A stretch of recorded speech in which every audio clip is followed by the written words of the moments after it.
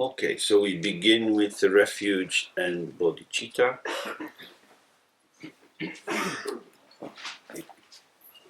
Does everybody have a sheet? Do you have the sheet? Is it? No. One will arise. Maybe someone can lend you this if they don't need it anymore.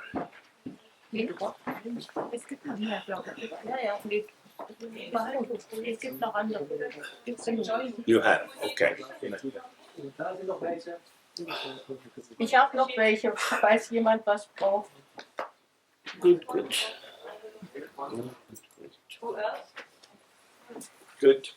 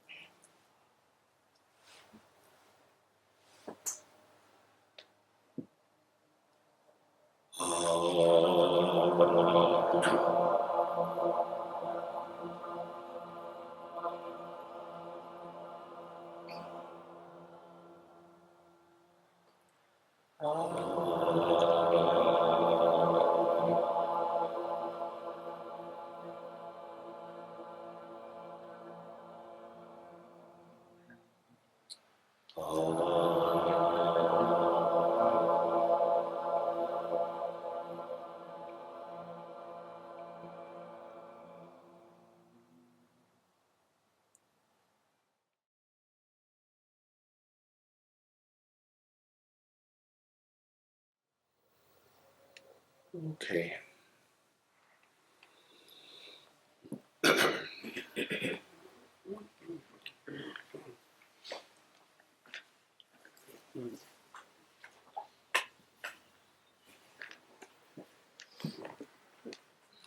So the practice is to relax into the intrinsic integrity of the whole, the undivided,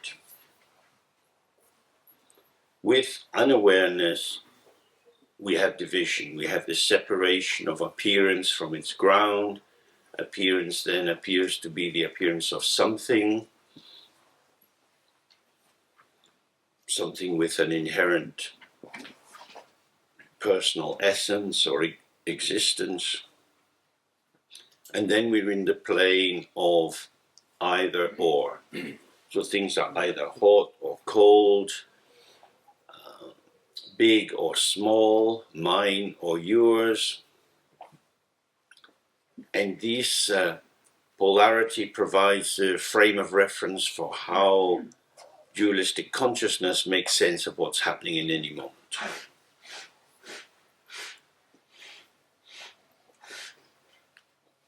It's a very, very powerful structure, and even when we try to find the middle way, we very often find that we are into a particular polarity. So there are different lists of these polarities. I'll just read a couple. There is the famous one of what are called the 8 worldly concerns, or the 8 worldly dharmas: hoping for happiness and fear of suffering, hoping for fame, fearing insignificance, hoping for praise and fearing blame, hoping for gain and fear of loss. And you can see that the hoping for, that's in the direction of desire, and the fear of, that's in the direction of aversion. So in that kind of situation, as events occur, we are partisan. We are already taking a position of what we would like, what feels as if it would be good for us, and what we want to avoid because it would be bad for us. This leads into the endless choice making that we have. What we seek is the middle way between these.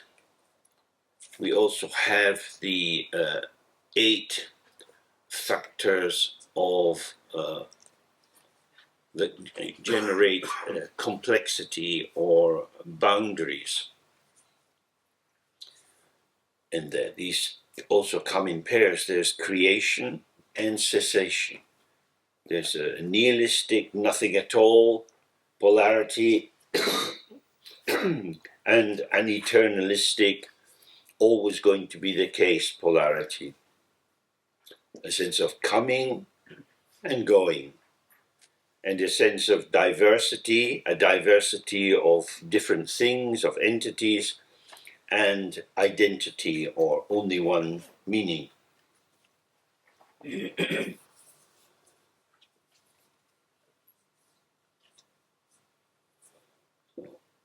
Only one meaning is a kind of homogenization. So we might say, oh, well, we're all human beings, which is very nice, but it doesn't take us very far. And then we see moving across that the diversity of national identity, Hungarian or German or British. And when a term like Hungarian or British is used, it seems of itself to identify a particular way of life, and not just a language, but maybe food, how people behave, and so on. It seems to be referring to something. And this differentiation between aspects of the field continuously solidifies the sense of separate entities. And so we have a mass of stuff that we endlessly have to sort out. Do we want this or that? How should we proceed? We have to make choices. And each choice we make defines our access to the world. We take our share, our portion of what's available, but we are also particularizing certain aspects of ourselves. So we have a complex environment full of different things, and we are complex people with different aspects to our personality. Sometimes we feel relaxed and friendly, sometimes we feel lost and confused. There may be certain rhythmic patterns. We may identify ourselves as strong and capable, or fragile and vulnerable.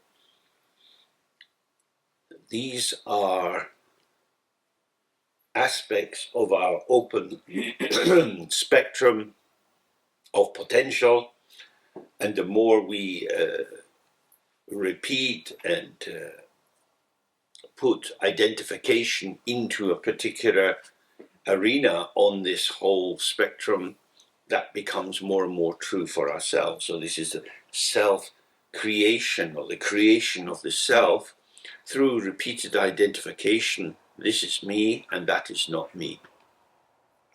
And then we can be trapped because we imagine, well, I'm like this. This is how I am. So in our practice,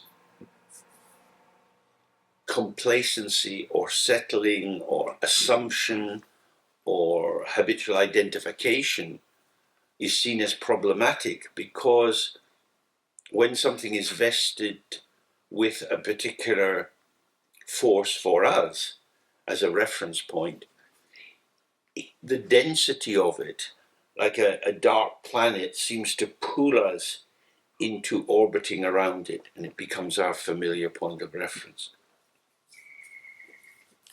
So the practice is to release ourselves from all positionings. So in the Mahamudra, this is referred to as simplicity, or non-positioning, or free of complexity, because complexity and simplicity, in the sense of a simplified version, come together. But this simplicity is the non-fragmentation of everything being in the same field. Everything is the display of light. The clarity of the mind is the radiance of the mind. Everything you hear or touch or see is your mind displaying its potential. The potential of the mind and your potential are not the same. Or rather, your potential is niched within, it's settled inside the big spectrum. But your arena, your area of feeling that it's you, is a very narrowed spectrum, and you repeat this again and again. Some people are proud of their intelligence, some people feel they might be identified as stupid, some people feel they're beautiful and enjoy the impact of their body on other people are afraid of showing their body, they feel they'd be judged, or they don't want to evoke the energy that showing their body might be. There are so many ways in which there's a foreclosure on the potential. So when we do the practice, we sitting with the undivided simplicity of these three aspects: the openness of the mind. Our mind is not a thing, it can't be caught, it has no height, no depth, it's not out there, it's not in here. And within this openness of awareness, radiance arises as being here. We are here with the other people, with the tent, with the trees and plants, the lights in this car park and the road. All of these things are arising within the field of the mind. They are experience. And moment by moment, our experience is precisely just this. Just this. Then it changes. But just this is within the luminous field, which is within the openness. When that is the case, then each and every moment of just this is not a thing in itself. If you like, it's like a fish just jumping a little bit and turning on the surface of the lake, and then it's back in the water. The fish belongs with the water. You could say the fish is the energy of the water. And so when the thoughts and the feelings arise, and then it's back into the field, showing and vanishing, showing and vanishing. What is being shown? Not this as a separated substance, but just this moment of emphasis of the potential of the field. So the figure is emerging in the ground, with the ground, as the ground. But if your perception is dualistic, then what is figural pushes, without effort, just pushes everything else into the background. And it is as if the field is divided, but it's not divided.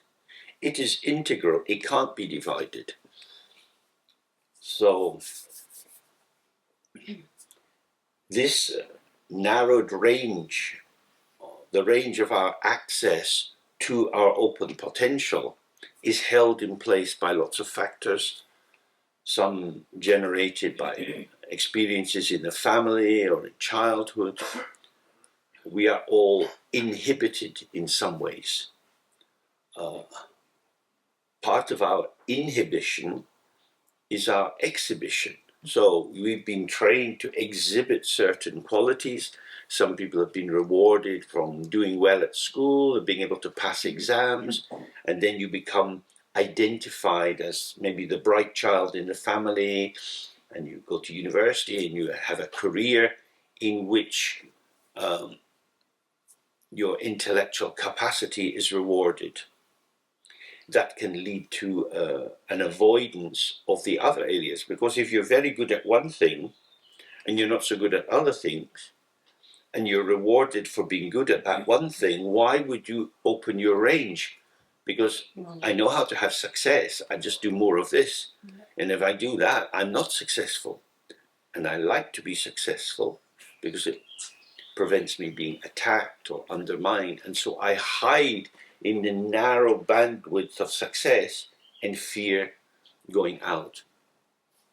So my inhibition is hidden in the success of my exhibition. So I'm always showing this formation, this is who I am.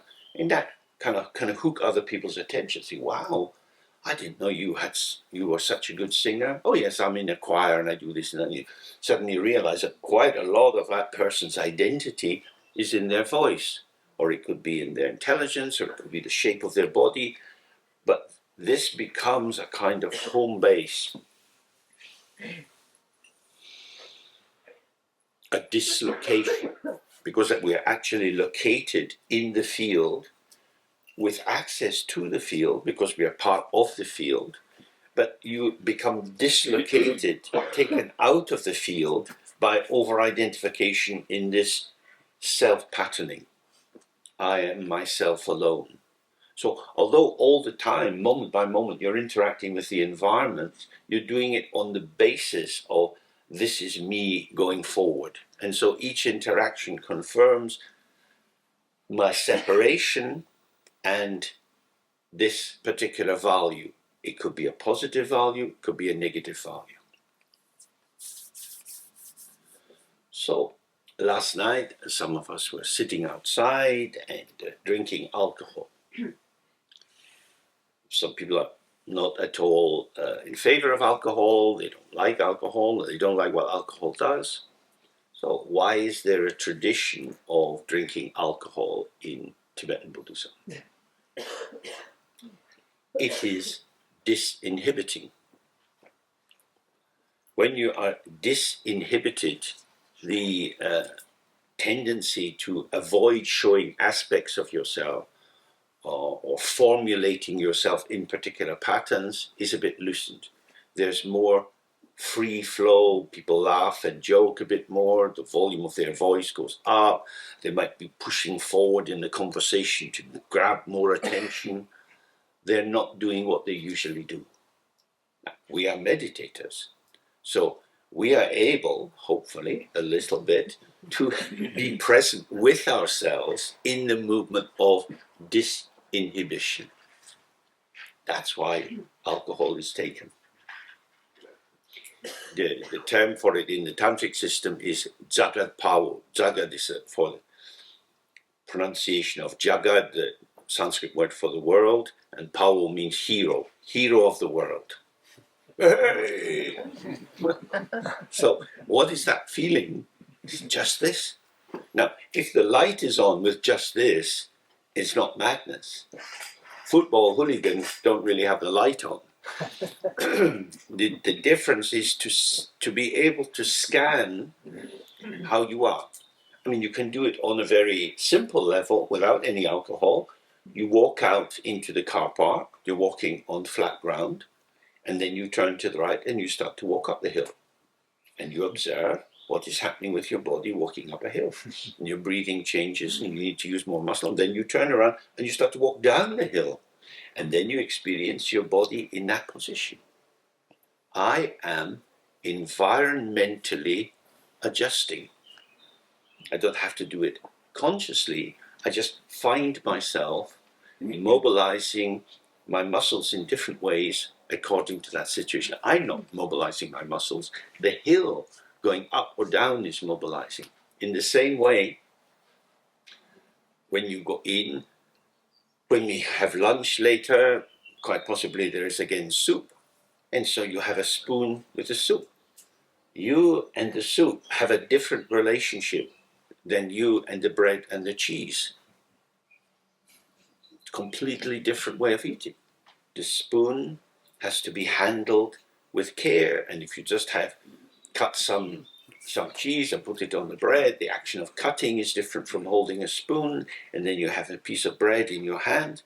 It's a whole different relationship. The stability of the bread allows you to be more careless. With the soup, you have to be more careful because it's water element and it will move very quickly. That's all. I mean, we just put the light on, everything's obvious. I am moving with the world because I am part of the world.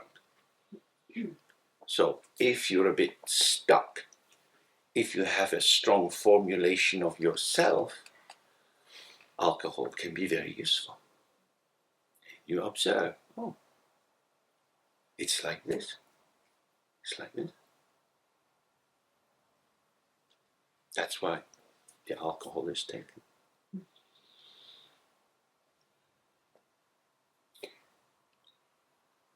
To know who you are is good in the world. It gives you some power and energy. Spiritually, it's not so good. However, to be lost is not good in the world or spiritually. So how to be present without being present as a fixated form? In the tradition, this is called rangba. A common example for this is that when a stream is coming down a mountain, the water is tumbling because it's in an open stream bed, there's rocks and so on. The wind is blowing and it's tumbling down. And the movement of the water is according to the circumstances. Sometimes it's splashing out with droplets, sometimes it's going into a little bit of a whirlpool. It's just coming as it comes. So this is the middle way between inhibition and exhibition, where the movement of the mind is unimpeded. It doesn't need to be edited, it doesn't need to be preformed. It's just as it comes. This is very challenging because we have these templates of interpretation and evaluation, and we say this is good and this is bad. As long as we are wedded to polarities, the free flow, the actual free flow of life itself, its unpredictability, will be like a constant provocation to apply your interpretive matrix. So you hear something about politics or economics or the joys of Lufthansa or anything, you think, fuck, what is that all about? So you've already gone into this is terrible or this is good. It's as if we are the snow queen and we're sitting by the river and every now and then we get hiccups. And this cold breath goes out on the river of life and it freezes. And then again, randomly. We don't know why we freeze some things and don't freeze others. Everybody's freezing different things, strong opinions. I like, I don't like, I want, I don't want. Marvelous, horrible. And especially when you've been drinking a bit with people, you hear these strong opinions flying around. It's wonderful. Whoosh, whoosh, whoosh. People believe all sorts of things. Whoa, amazing.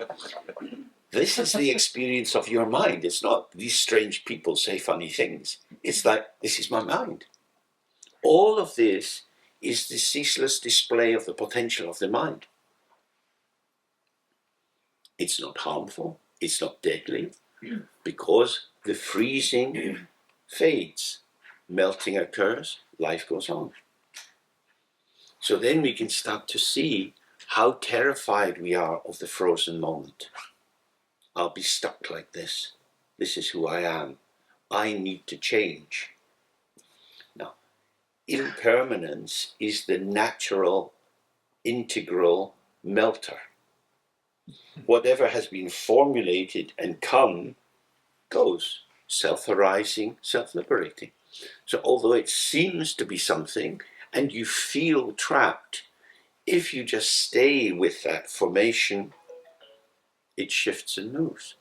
So the ice goes into flow, and then the flow goes into steam, and you can't apprehend or hold on to that pattern again. So this pulsation between ice and water and steam goes on and on and on.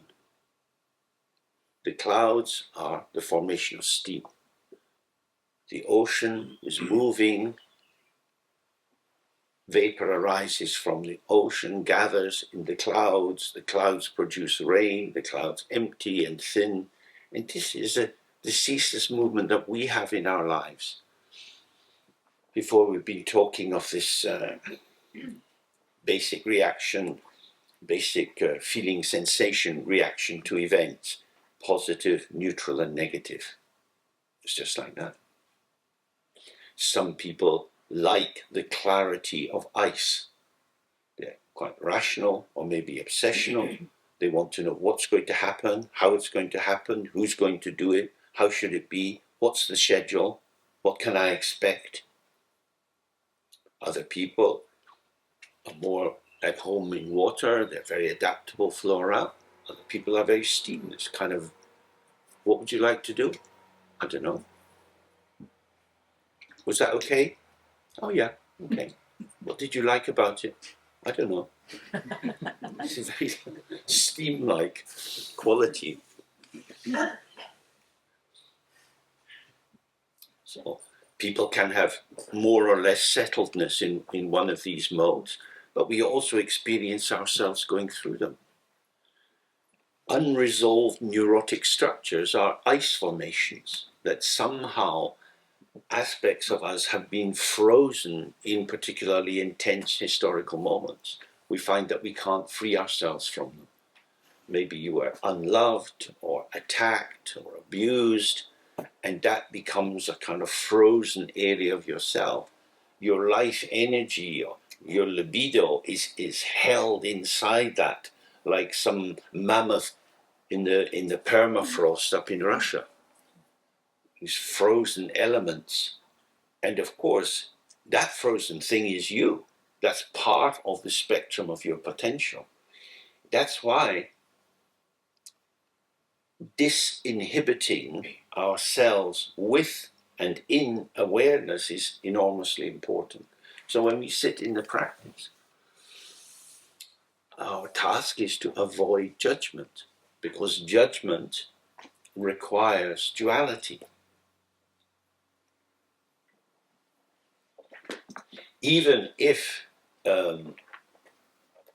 what we're judging is almost uncatchable. So I might say, this tent, it's quite nice. What do you think of the quality of the air in the tent? Oh, it's not bad. You can formulate all kind of ideas about the air. You can't catch the air. Doors open, the wind's blowing in and out. People sitting near the door like this because it's fresher over there than here. So this is even the air is kind of ungraspable, but we can blether about it. Oh, it's good. Yes, it's something, when you're in nature, it's not like being back in the town, comparing and contrasting Berlin air and Bavarian air.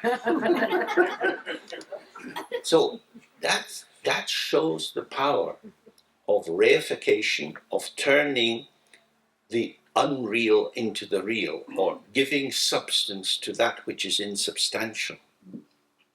So whenever we apply this in the meditation practice, it becomes a very big block and limitation to our experience. Thoughts are arising. It's just like the air in the room. It's there, you get the impact, it's undeniable, but it's not a thing.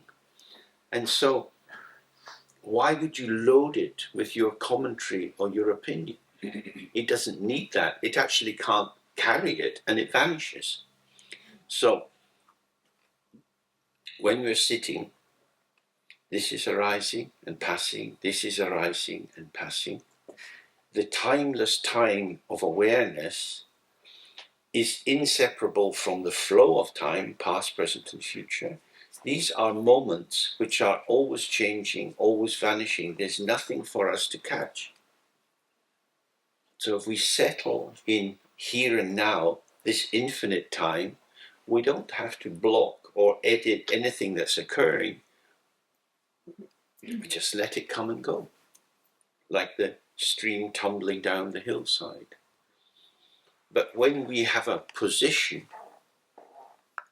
I, with my history, my likes and dislikes, I'm going to do the practice. I am the agent doing the practice. Subject is looking at what's arising as formations of objects. If that's the frame of reference, then almost inevitably there'll be a stream of judgments and evaluations. So that's why this 3 R's is very, very important. We release ourselves out of it. We remember that this sound of R is the heart of all the Prajnaparamita literature, all the literature concerned with illuminating the absence of inherent existence in phenomena. So you can read the Heart Sutra, you can read the many different forms which are now being translated. So Prajnaparamita in 8,000 verses, 20,000 verses, 100,000 verses.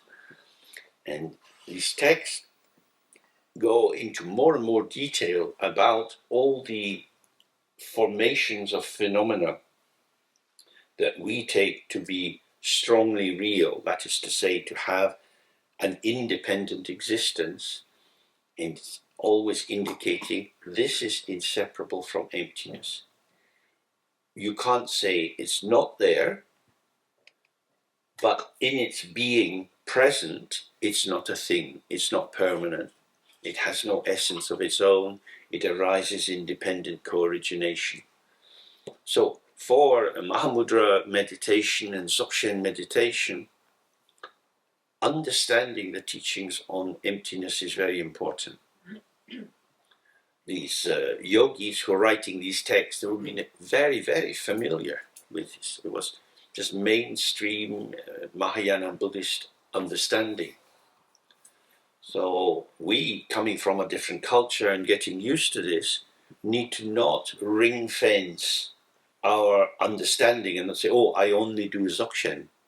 Dzogchen is niched inside general Buddhism. Mahamudra is niched inside general Buddhism. It doesn't mean you have to do lots and lots of tantric practice or any other kind of practice, but you have to understand that Mahamudra is expressing a particular reading, a particular kind of disclosure of the non-duality of appearance and emptiness.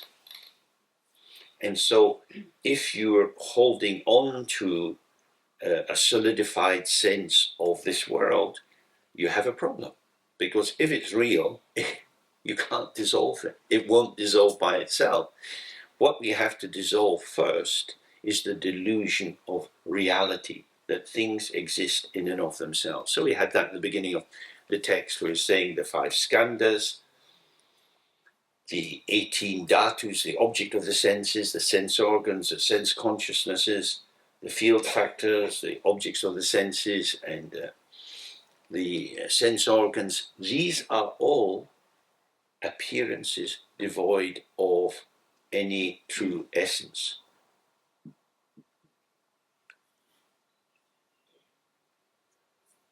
They arise in linked formations. They arise in dependent origination. We're here because it's a Buddhist center. On the basis of it being a Buddhist center, we come here, we can get the facilities. It's a harmonious environment. There are probably other hotels not very far from here where we wouldn't feel so at ease. The people would be looking at us and saying, these are strange people. Why are they doing that? People here don't think that. So the whatever we call it, Buddhistification of this hotel creates an ambience within which we can feel less strange than we might otherwise. And it's Buddhist because Dharma and Buddhism has been around in Germany for quite some time. Various people have engaged in it. These people have maybe started it many years ago when they were younger, then they progress in their careers, which gives them access to some money, so then it becomes possible to buy this hotel. If they were all still students with no money, wouldn't have been able to buy the hotel. So you see, on the basis of Dharma coming into your life, feeling that it's important, some people are able to take the risk of investing in the purchase of this place. And you can trace these chains back and back and back. The Chinese invading Tibet, the Lamas coming into India, then the Lamas coming to the West, and so many chains of signifiers have rippled out to manifest in our being here. It's dependent origination. What is originating or arising is the particular configuration of our being here, which is transient. Tomorrow will be gone. Will be gone. Because we are here inside an envelope of a short retreat here. We don't live here. If we wanted to go on living here, we'd have to disrupt our lives elsewhere. But there's a pool to go back because we have rent to pay or families to relate to, jobs to continue in order to survive. So this is a temporary structure. Like Milarepa said, each moment of your life is like a meeting of nomads for a market. In Tibet, there's people have got their different animals. They're out on the big plains in East Tibet. And at certain conjunctions of the full moon or the 10th day, they gather together, swapping animals, buying tsampa and so on, dancing, singing, drinking, having a good time, and then they're gone. And the only thing that remains is some burn marks on the stones where the fire's been. All gone. It's like a magical event, and it's the same for us. We have this, and then it's gone. And not only in this frame of our days here together, but we have each hour is different, and each minute is different, and each second is different. It is a revelation, a dependent revelation that's arising. People come into the room, people go out of the room. The wind blows in the room, you get a bit chilly, the wind calms, you feel more relaxed. Events and events and events.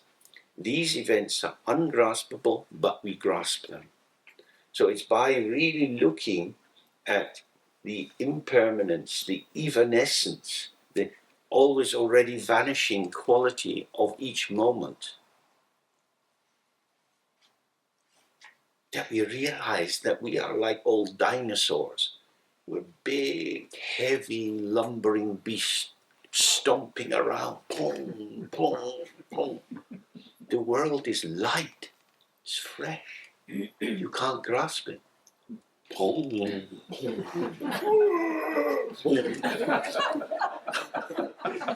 Kind of alarming. how could we awaken to how it is when we are so heavy, so burdened with opinions, judgments, habit formations, knowledge, things that we know? We are like creatures of pockets. We're made of nothing but pockets. We're full of all these things. We're scrabbling around, taking things out, putting them back in. And then you sit for the meditation, and then you see, that's what I'm doing. Sitting and being busy. Who is being busy? Me. Why are you being busy? Because that's what I do. Would you like a holiday? In theory. In practice, somehow being busy feels like me. That's why we study the view again and again. The feeling that this is me, according to the tradition, is a delusion. The fact or the actuality that you are a Buddha, that you are space and light and pattern, this is true. This is actual. But the actual is hidden from us by our own mental formations, our own solidification. We substantiate phenomena.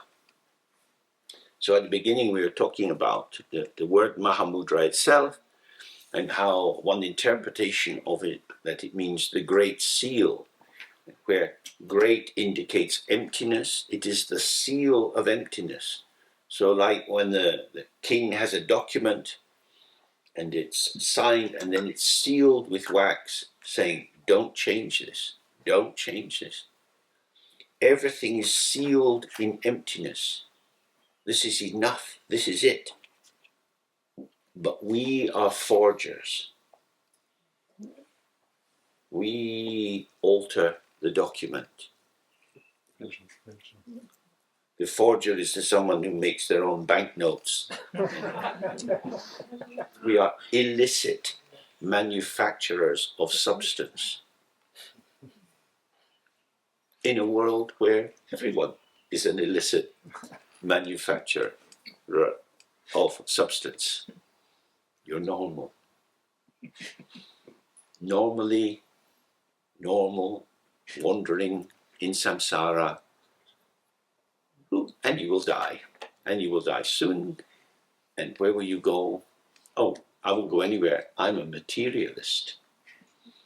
Nothing continues after death. I know. Research has shown. Really. Consciousness will vanish. Awareness doesn't vanish. Awareness can't vanish because it is empty. It doesn't have any self to die. It's just the breath of the universe. The universe is the revelation with awareness. Awareness is inseparable from the ground. The judgments that we create together, like some amazing confectionery in a Parisian patisserie, it's gone. It's gone. It's always vanishing. We are stupid. We make the unreal real, but the real is a lie. There is no real. The real is a polarity delusion, real and fantasy. Walt Disney created many fantasy figures. Walt Disney was a real person. Because Walt Disney was good at making fantasy figures, he became very wealthy. So he was real and his creations were fantasy. Buddhism said, middle way. Everything is illusion. Illusion is not fantasy. It is the shaping, the patterning of the world moment by moment. If you see the illusion is illusion, then you see appearance is empty and appearing. It's not that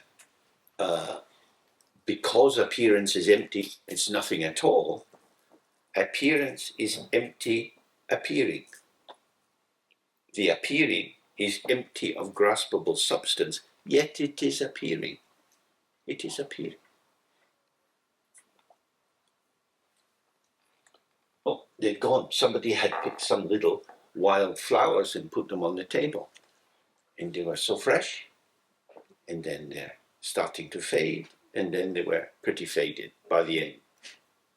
Why? Because they were cut off from their ground. Cut off. If you stay in the ground, as part of the ground doesn't die. Oh, nice one. Thank you very much. Oh.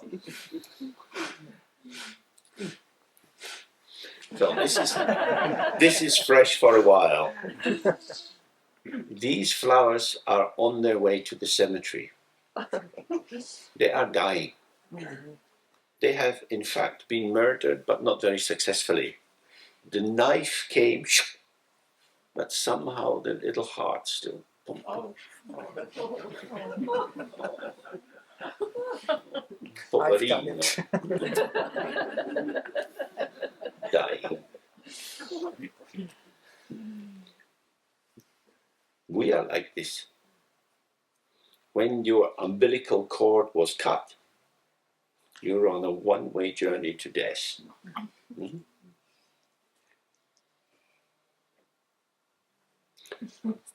And on that journey, you eat and shit a lot. You drink and piss a lot. You run around causing trouble, getting money, spending money, spending money, keeping the world economy turning. You're very busy becoming somebody and forgetting who you were. All the people you have been have vanished. All the people you will become are not yet here. So our question as meditators is always, how am I now? Not how are you doing, but to actually be present with how I am. So when we sit in the practice, this is what we're looking. How am I? My experience, the room, body, how is my body? Not what is my body. Instead of telling my body what it is, instead of telling the room what it is, instead of telling my thoughts what they are and attributing value to them differentially, if I stay with the how of now, it's just and just and just ungraspable. Appearance, which is empty, emptiness is appearing. This is the door to freedom. So when we find ourselves located in these polarized positions, as if somehow we were sitting on the bank of the river, looking at life events flowing by, this may not be true. Who is the one who is out of the flow? I'm just observing. Mindfulness is quite popular, but the notion of a stable observer who can be undisturbed is not so helpful. When we do the shamatha practice and we are stabilizing our attention,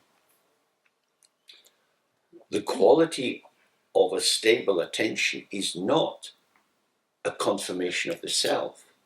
Who is the one who is, as it were, manifesting or doing or having stable attention? No one has stable attention. Stable attention is a momentary experience in the flow of events. If you only had stable attention, you couldn't function in the world. Because the world is very, very complicated and your attention has to go in all sorts of different directions. And once you get into that, the quality of mindfulness gets lost. People who are mindful become very slow. Very, very slow. You see them walking, mindful walking.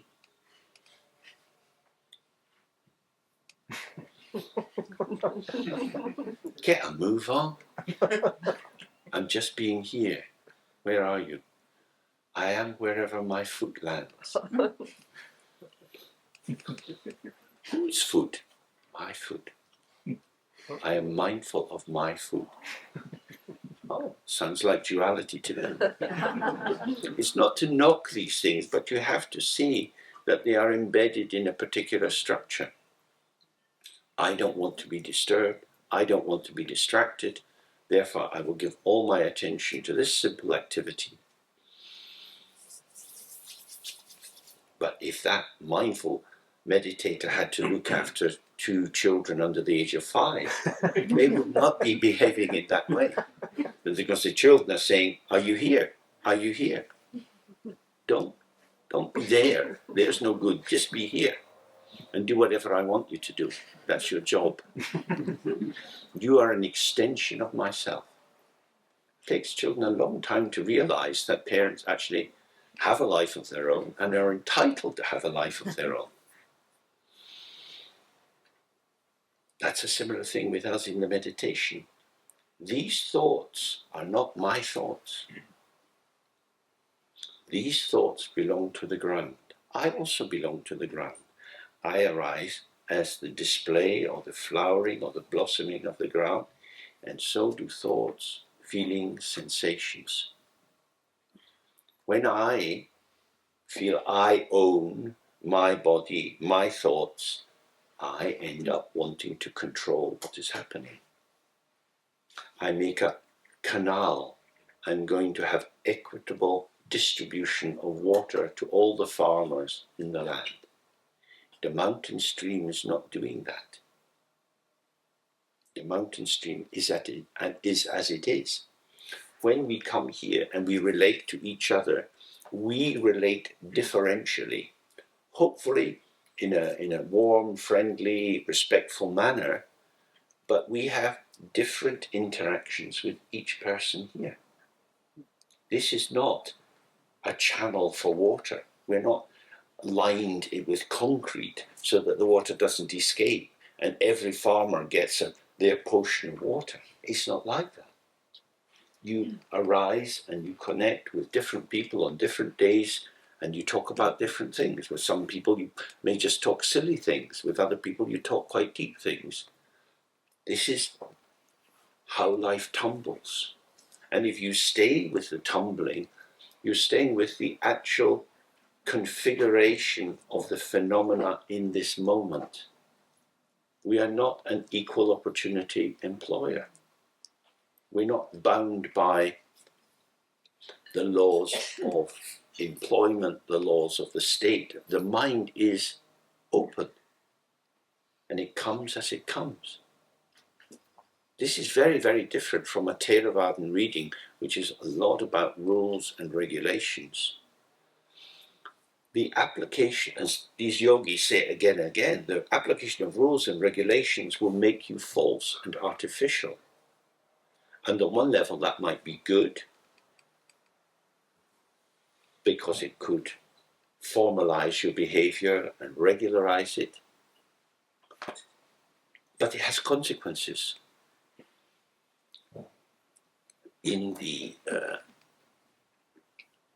think it was first starting in the 1930s, maybe even a bit before, as a consequence of some of what happened in the First World War, there started to be the culture of lobotomy. Lobotomy involves disconnecting parts of the brain so that messages don't go across. It used to be done by inserting an ice pick in through the eye, moving it about, and it brings about behavior change. That person is no longer functioning as they did before. So if you decide that person doesn't function very well and you have power over them, you can do that to them. And then they will be different. So they weren't doing too well before and they're not doing too well after. That's the consequence. But at least the not doing well after the lobotomy is more pleasing for society. Mindful walking, self-to-self lobotomization. You're exactly blocking pathways of connectivity. When I was very involved in the Hindu path, my guru always said, there are only three kinds of women in the world. There are daughters, sisters, and mothers. So whenever you see a woman, she will be daughter, sister, or mother. Then you don't get involved. Very interesting. It closes down huge numbers of pathways. Or you can say, as a monk, I am forbidden from sexual arousal or sexual interest in anyone. So instead of that being a reconfiguration of my orientation and a differential identification of who these people are, I'm now feeling something and prohibiting it. So there's a closing down of what's arising. Either way, the saying that the happenstance of the erotic or the happenstance of aversion and aggression, these are too disturbing. And if you want to have a stable state, you need to regularize how you function in the world. Mahamudra is not saying this, saying, whatever is occurring is your mind. It is your experience. It doesn't mean you are the queen of the world, you're in charge of everything, you snap your fingers and you make it happen. It's not like that. But this is your experience. And so, what is available to you is the quality of participation that you bring. If your participation is prefigured, if it's pre-organized because of how you take yourself to be, how you take other people to be, then you're going shopping with a shopping list. Now that can be quite helpful. It's quicker, you just go through the shop, tick it off what you needed to buy.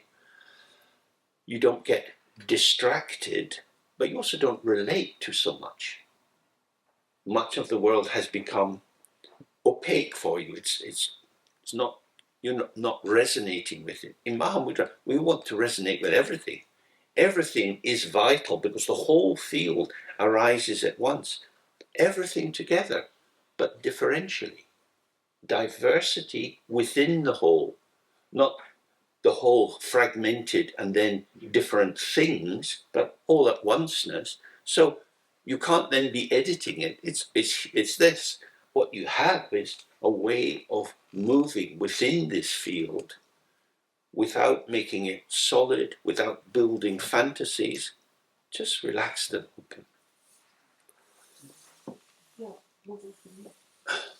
So let's do the Guru Yoga.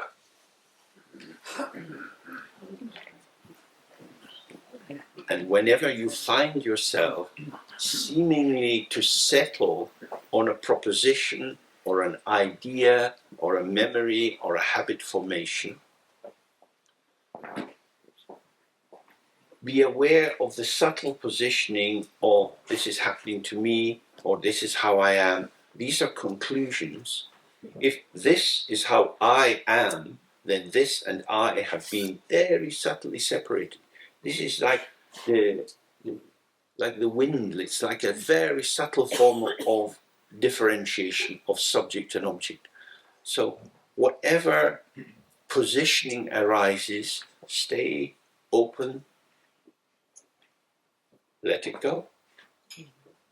We don't need to hang on to anything because the mind is ceaselessly manifesting different formations.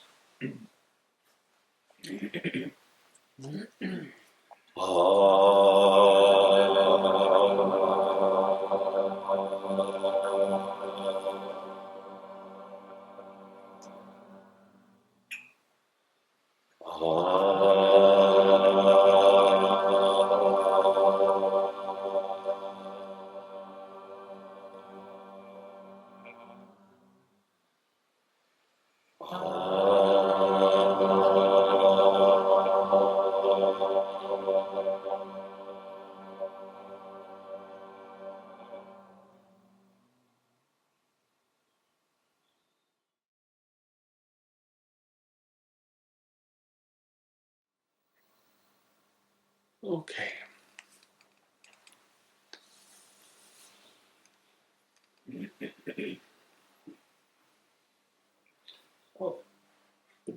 noises which come and go around us can be very helpful. This kind of whooshing noise that you might identify as the sound of a truck or a heavy vehicle on the road.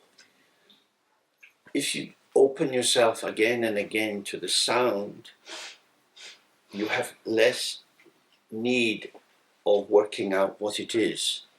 And according to the tradition, when you die, connection with this body vanishes. All that precedes is awareness, because everything's happening in awareness. Awareness is not going anywhere. Awareness is there, but consciousness, the trace elements of this life, are in a very subtle form. And then these appearances arise out of nothing, sweet appearances, gentle sounds, and then all kind of roaring and whooshing sounds as you move into the mandala of the wrathful deities. So these sounds are like that. What is it? Sound and emptiness. If you see the sound in its emptiness, you don't need a conceptual interpretation. The sound is showing its emptiness as in its arising, moving, and vanishing. It is empty sound, empty sound. So sound is self-liberating. There's no need for fear. So in the bardo, if you have that openness, it's just there and gone, there and gone.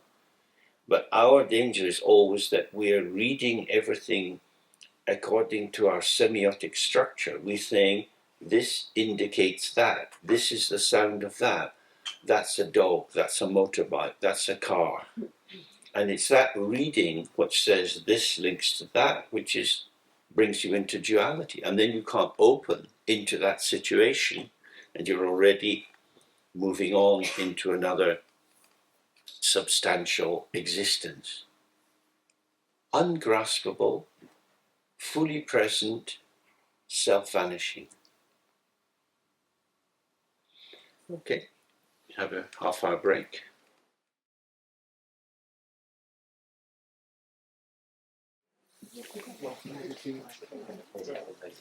Okay. So we have covered quite a lot of ground. Let's just take a little time to just reflect on what you might take away, because we end tomorrow after lunch. This will be dissolving. The opportunity to ask questions or get clarification will be gone. So where are you at the moment? What helpful viewed or practices are you taking away? Is that clear for you? Does it need any more fine-tuning? Maybe reflect on that and then share that with someone sitting close to you, and then we can see how to take it forward.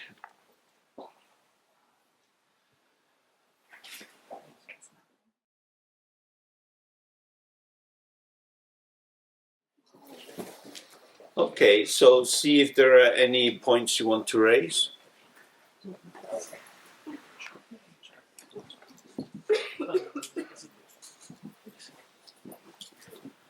Du wolltest auch noch eins. Eins haben. Wow.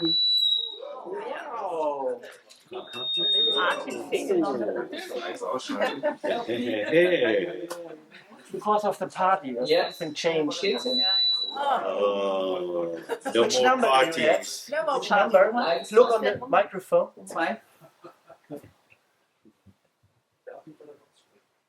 Okay, we try again. 1, 2. Ja, das ist gut. Ja.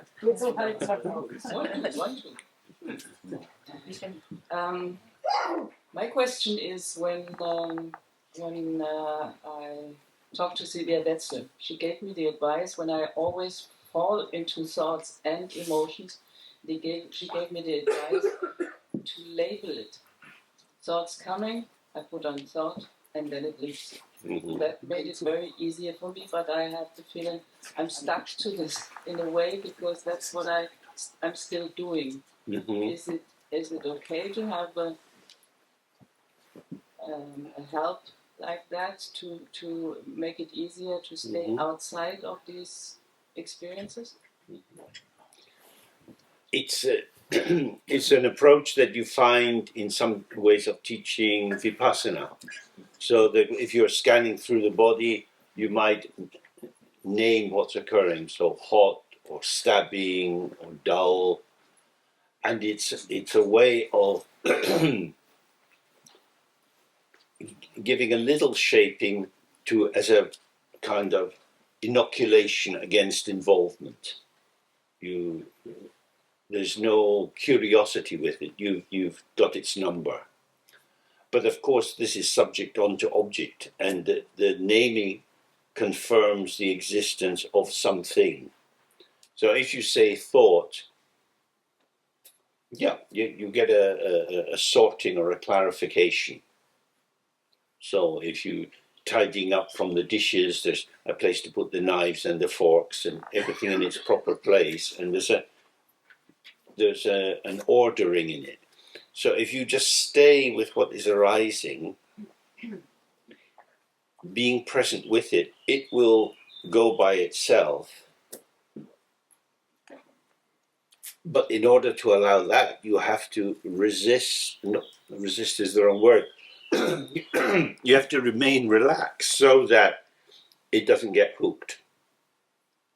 Now, we are like a piece of Velcro. You know Velcro? It's the thing that you use for children's shoes. You know, that's little hook. So the arising object, it's Velcro. Your mind is Velcro. And they lock on very, very quickly together. The seeming value of the arising, as it were, object side, you can't smooth that so easily. When you label it a thought, in a sense, that's a smoothing. But actually, things will have some attraction or induce some discomfort. So the main thing is we're focusing on is my non-involvement, my unavailability for involvement, my calm. So if the ground of awareness is open like the sky, it doesn't move.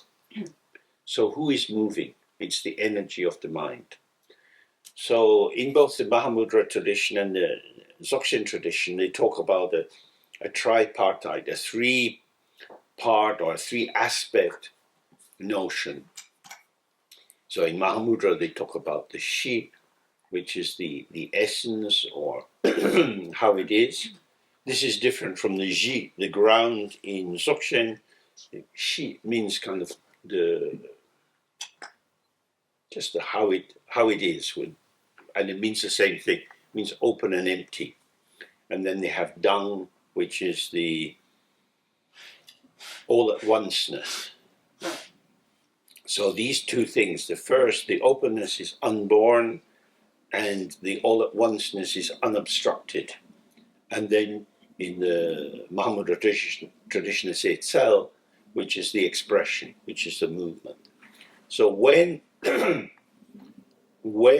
you get involved in something which is arising, this is the energy of the mind manifesting in the form of subject onto object.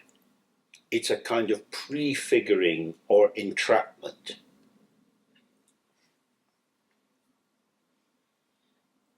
It's like in these places where they take stray animals, and they're all in little kind of cages, and if somebody goes in, all the little dogs are looking up.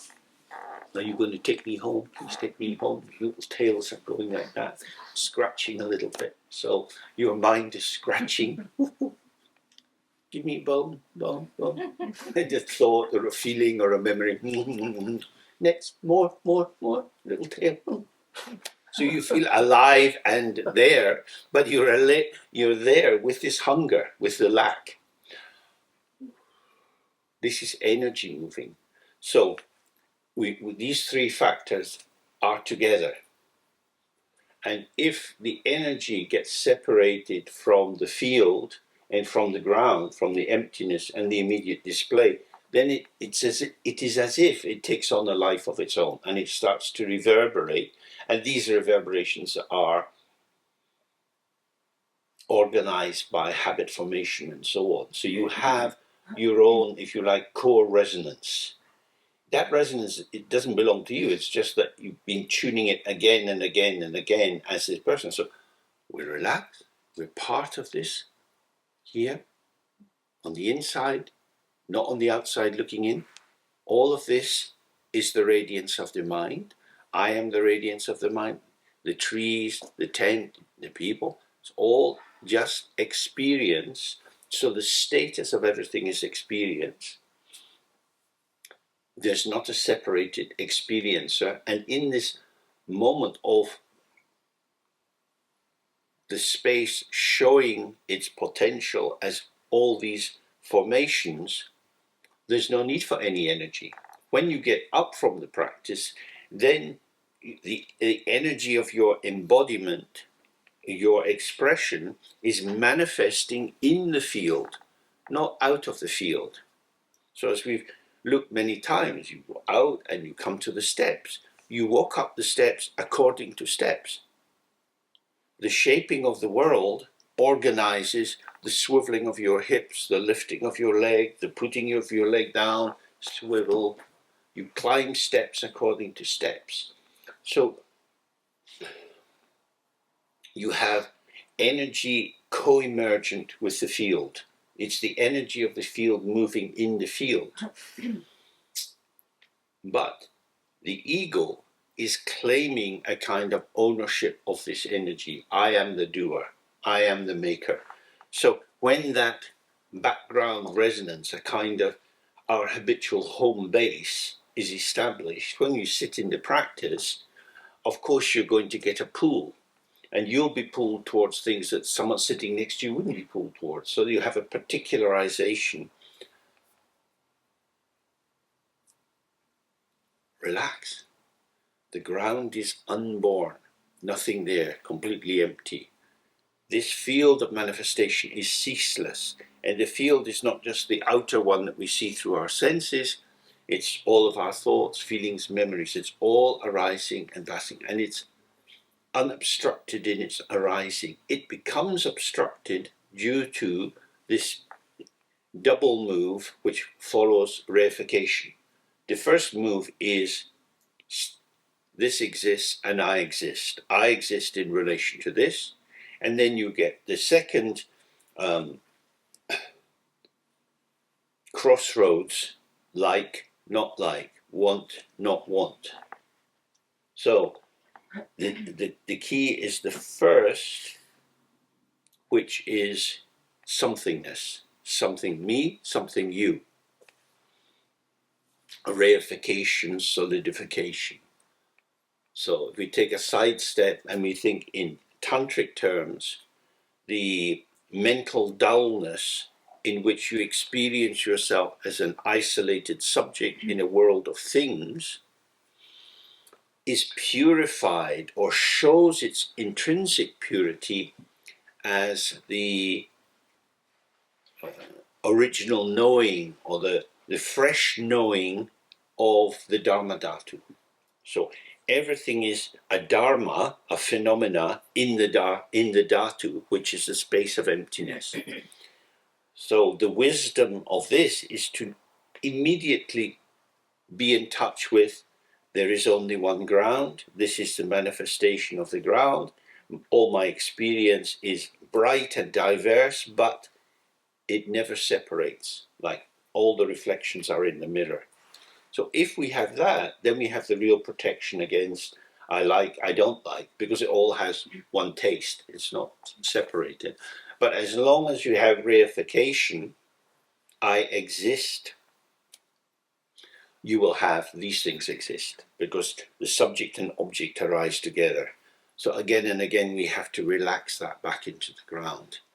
And, when we study the view in Dzogchen and Mahamudra, we see this solidification and separation into subject and object. This is aberrant. This is error. This is confusion. It's not actually happening, but it is as if it's happening. Thank you very much. Okay. Yeah. Does it work? Yeah. I want to check if I'm kind of on the right track or cooking bullshit. I've been on a thread which kind of started with the question if the mind is empty, and what I'm used to call myself is a concept. So how can I say my mind? Which then led to ideas of like, isn't it one big mind all over existence and connected with emotions, and then I took some curves and somersaults, and after speaking with you, realizing how much it is about language also. Then now I came to a view like there is naked awareness, which is kind of where the awe is also, which is an important point for me, like it's wow.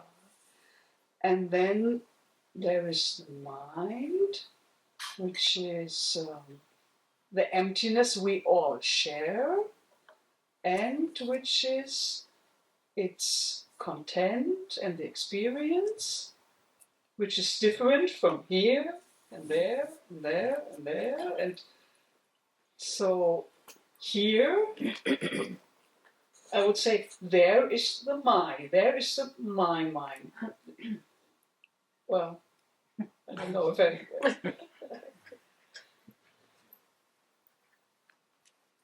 like seeing that there's not really a naked mind, because a mind is always, there's always something going on continuously. So that this is the point of the my mind.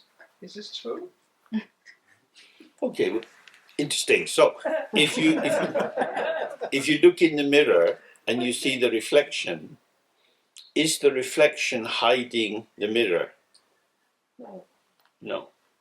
So in that sense, what's arising for you as experience is not hiding the emptiness of the mind. It is the shining of the emptiness of the mind. Yeah. You know, it's the radiance of it. So sometimes we looked at it in terms of the face. The face is just face, then it's complexion, and then it's expression. So the expressions of the face can hook us as something's there. You look happy, you look sad, you come to a conclusion, but actually it's just movement of this potential.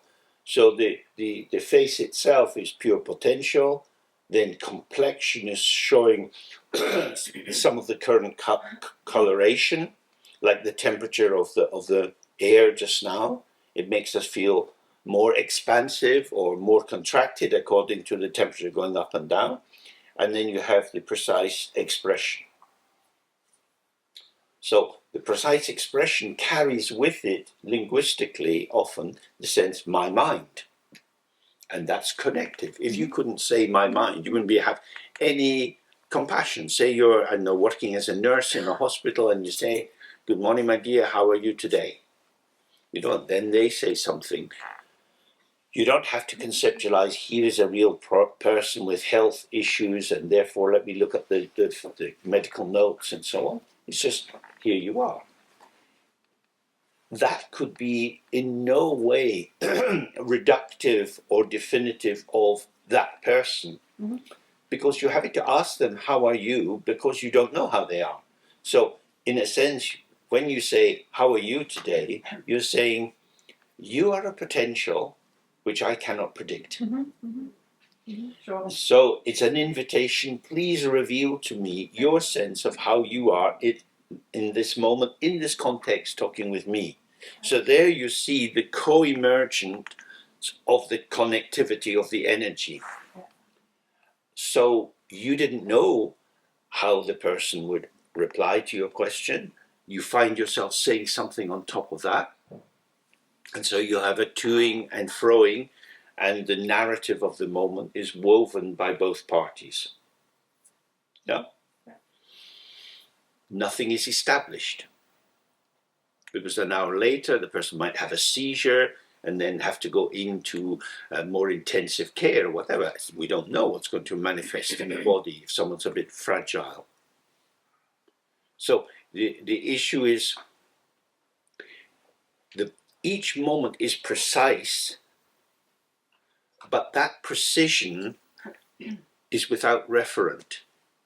That is to say, it's not referring to some essence inside. So if you ask me, how are you feeling, James? And I say, fine, I feel good at the moment.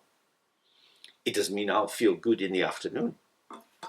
So I'm not referring to some essential okayness inside me. I'm referring to the feeling tone manifesting in the moment.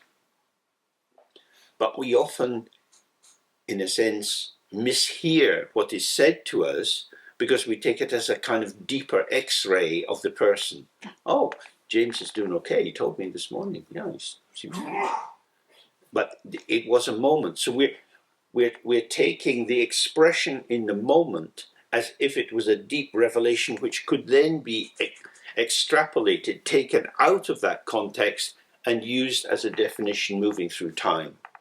And that's the reification. Oh, James is like that. That is how he is. So I know something about James, but that James doesn't exist. That James is a fabricated image which seems to be a point of reference for various comments. Oh, he's like this in the morning, he's like that in the afternoon. As if, well, the noun is the same, but the adjectives and the adverbs change. Moody bastard. It's always James, but my God, that guy changes a lot. But there's some kind of essence of James which is a reference point. And what Mahamudra is saying, there is no reference point. It's open and empty like the sky. It's precisely this moment of this field, and its expression is like this. So the precision is a movement of connectivity within the field. It is not the display of a fixed individual essence.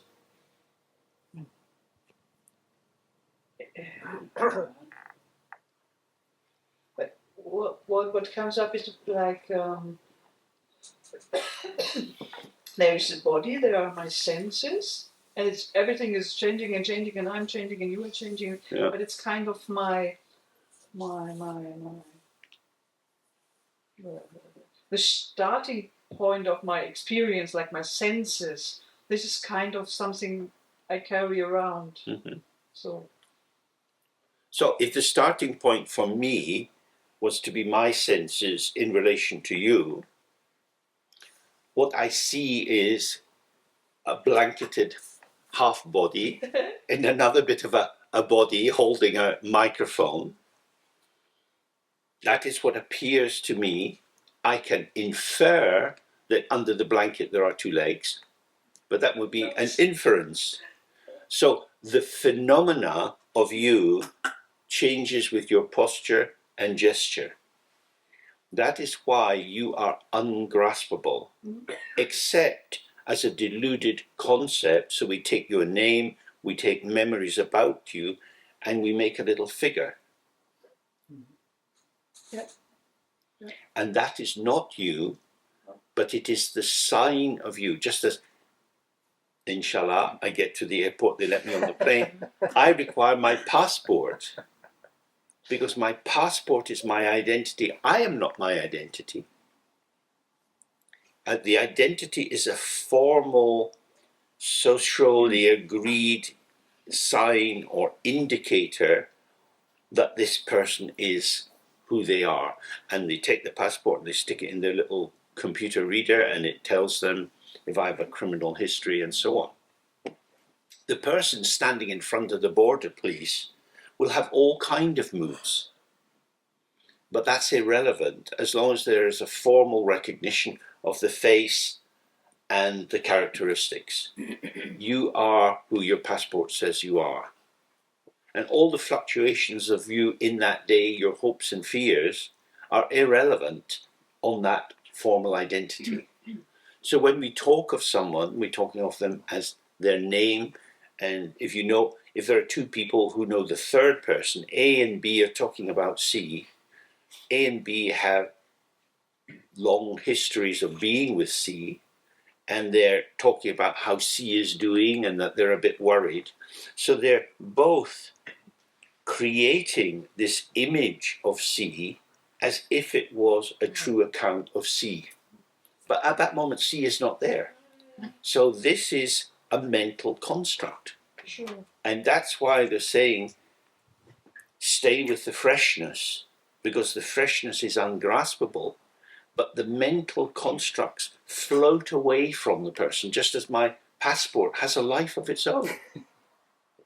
It's not me, and yet, in a sense, formally, it is the true essence of me. My birth certificate kind of is a guarantor of my existence. It's very strange. We are living in a conceptual world in which these indicators seem to house the essence of us. And the reason why they're useful is the essence of us is empty. So that's useless for the state. So they're interviewing each person. Can you tell us about the truth of your existence? Oh, it's open and empty. Any distinguishing characteristics? Yes, but they fluctuate according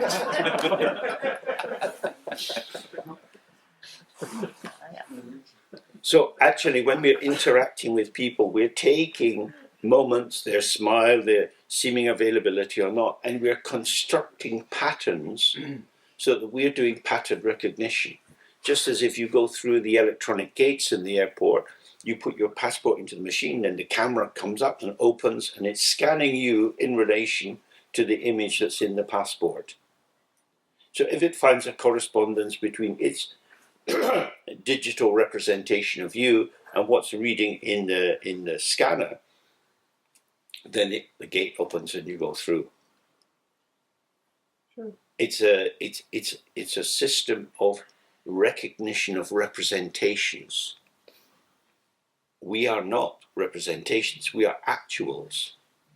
We are the actuality of the unfolding of our interactive being in the world with others. But on conventional terms, these representations are taken as a true representation.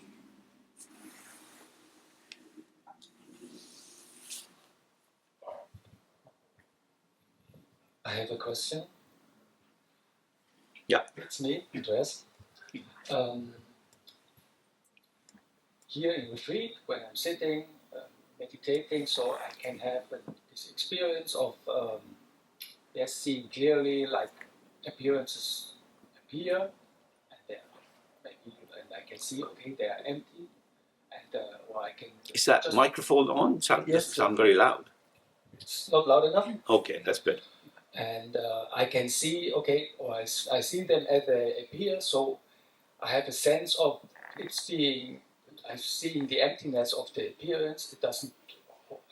I don't hold on it, but still I have the experience that there is still a remnant of some karmic follow-up of it. Even I see it and it passes, I can see there is something still left, and I'm wondering if this is. I have also, when meditating, still the experience of there is an experience. Yeah, there is. It's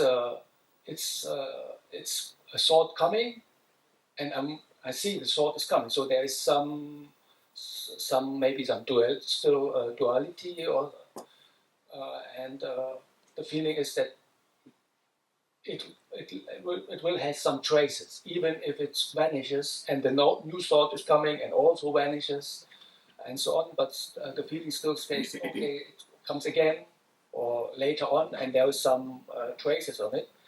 And here it seems good possible while we are in this retreat situation. It's more easy like this. But when I remember being at home, getting up in the morning, then sometimes, seems like 1,000 thoughts at the same time coming, and it's it's much more difficult even to have this, because it's so much disturbing all the thoughts. So it's how to deal with this, and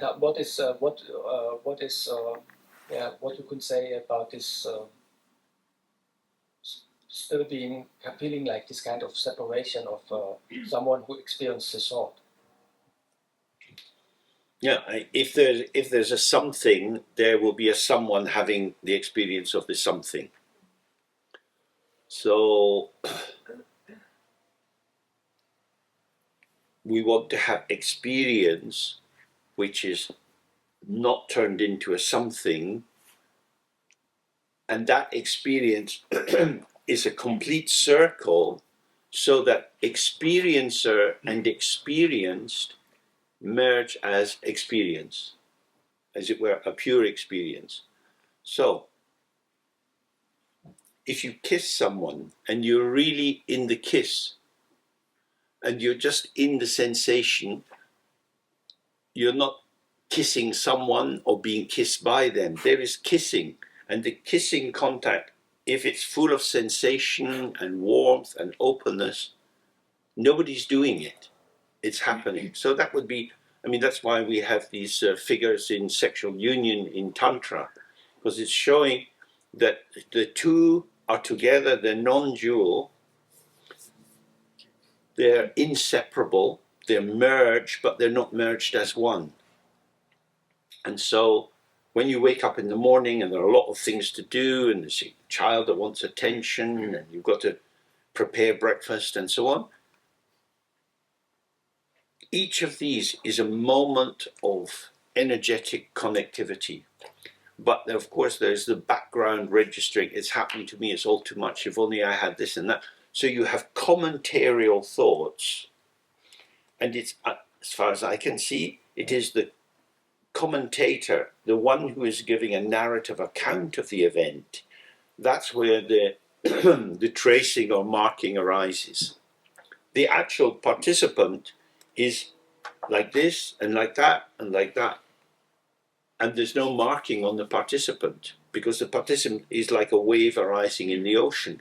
It's the overview where I know that this is happening to me and I should have done it better, and I'm a bit bad-tempered and I was shouting at this kid and now they're upset and da-da-da. I need to manage myself more. So we're coming back again and again. If I think I need to manage my behavior with regard to my child, this is the realm of the passport, because there's me with my behavior, my characteristics, reviewed, not very good, need to be improved.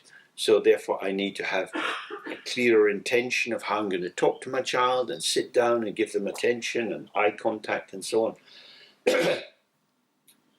The actual moment has gone by, and you could just apologize without setting yourself a task of being more conscious about what you do.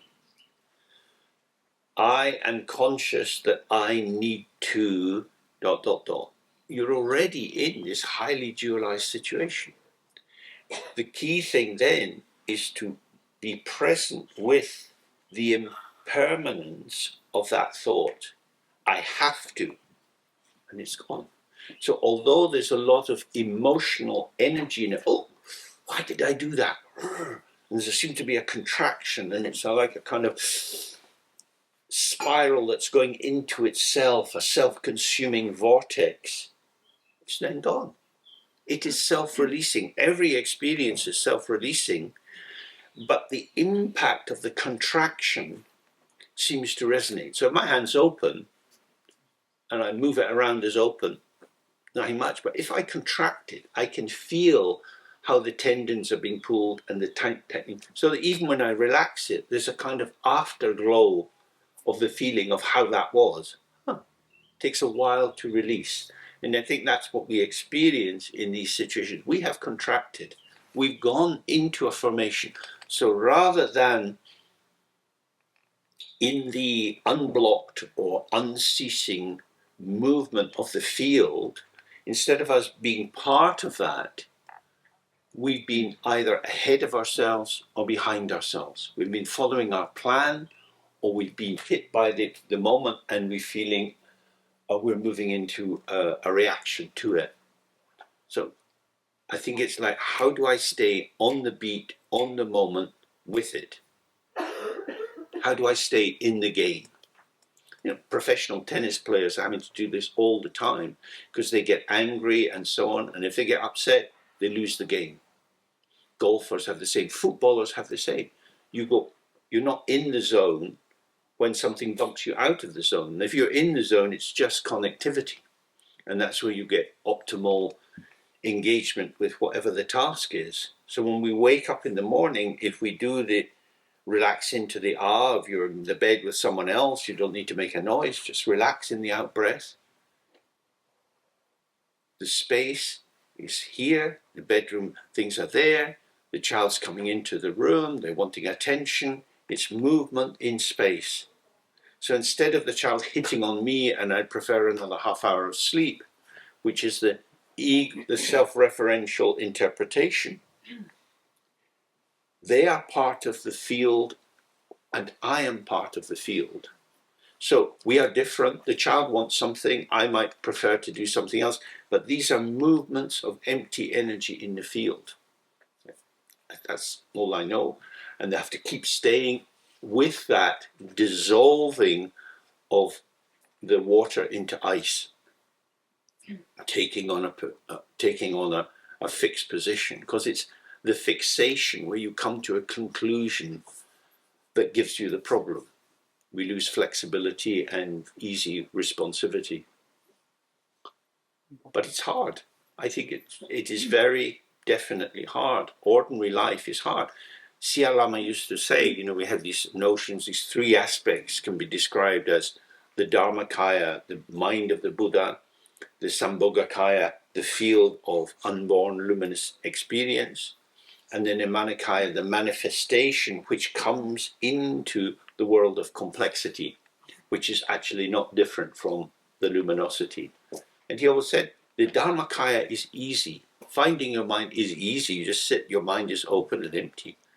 The Nimanakaya, that's a difficult one, because there you're manifesting in interaction with others in a complex field. And if you're not fully in the moment, you're tilted into the future or the past. You have a plan. So in a business situation, you develop a plan. You go into a meeting with your agenda, and other people don't agree. Why don't they agree? Because they also have their agenda. That is their ice cube. You have your ice cube, and the two crash together. That's why things like brainstorming are so much easier, where the energy of the space of potential of the group manifests in free flow, and then gradually you get the formalization into a fixed shape. But when we arrive already shaped, we're bound to get friction. And when a child is small, they have a pretty sharp-edged ice formation. They have a determination to have things their way. And then we have to develop all kinds of ways of softening and melting their ice. And it's hard. It's hard. I don't think there's any magic way, but the key thing is the teaching shows it's open. If it's open, where's the closure coming from? It's the conceptualization of self and other. All density comes from the solidification that comes from I exist, you exist, this situation's like this, and it's shit. I don't like it, we need to change it. So now I'm going to try to change it. What are you going to do about it? And then, these domestic ding-dongs can go on forever. Does that seem to speak to the issue? Yes, clearly about this daily life. But what I'm wondering is more this, what I said first, is this sitting and having this, maybe it's like you said, it's a commentary. Yeah, I see. thought is coming. Yeah? How to unite this the experience, yeah, and with what to do. I mean, what to do with the commentary. I mean, the commentary is also an experience, probably. Yeah? Someone who realizes That's right. it's a thought. Yeah. Yeah. So, but this happens again. Yeah? It's it's a thought. Or this is it's just coming and going, but it's still someone sees it. Yeah. So the judge or the commentator or the analyst, these positions seem to be outside the flow of experience. They seem to have a perspective across which they can see what's going on. But they themselves are, as you say, in the flow. So we relax out of identification with the judge, while at the same time not blocking the judgment. So it's like thoughts without a thinker, feelings without some owner of the feeling, and judgments without a judge. Then the judgment's just a particular formation, like a cloud formation in the sky. And of course the ego is always in this paradoxical double move. It wants to be part of the game, it wants to be on the inside as a participant, and it wants to be outside as well. So it's like playing some board game. I don't know if you do Monopoly or something like that in Germany. You play that with a child and they are absolutely determined to win. And so they will do any kind of cheating in order to make sure that they win. And so they're not quite in the game according to the rules. They write their own rules. And that's what that's what the ego is doing. Yeah.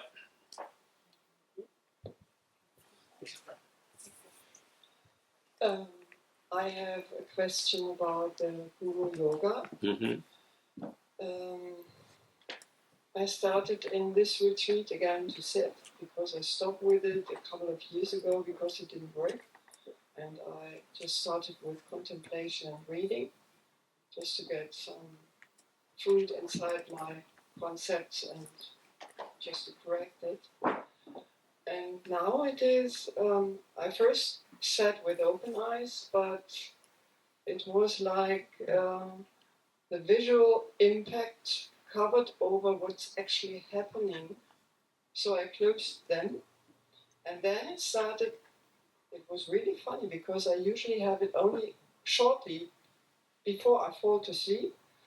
I get some pictures inside of my eyes, so I can see something like an old TV after the last, the snowing, and then pictures arises from the snow. And this was actually the first time because I was completely awake. Usually I try to make me a little alert before I close my eyes because otherwise I would just sleep. And I could actually see, oh yes, this is a face. And the rest vanished. It was just the face pulsing. At the same time, I lost my hearing. I couldn't hear anything. And I said, oh, that's interesting. I think I can see what imputing actually does in my mind.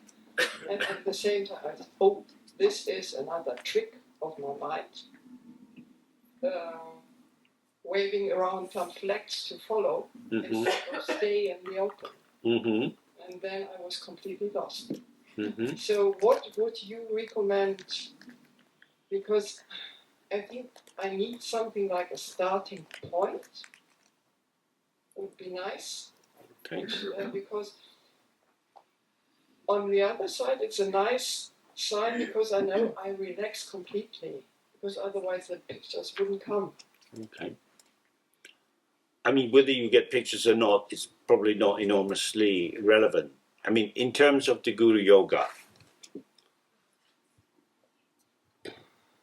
if before you do the Guru Yoga, if we think, where am I?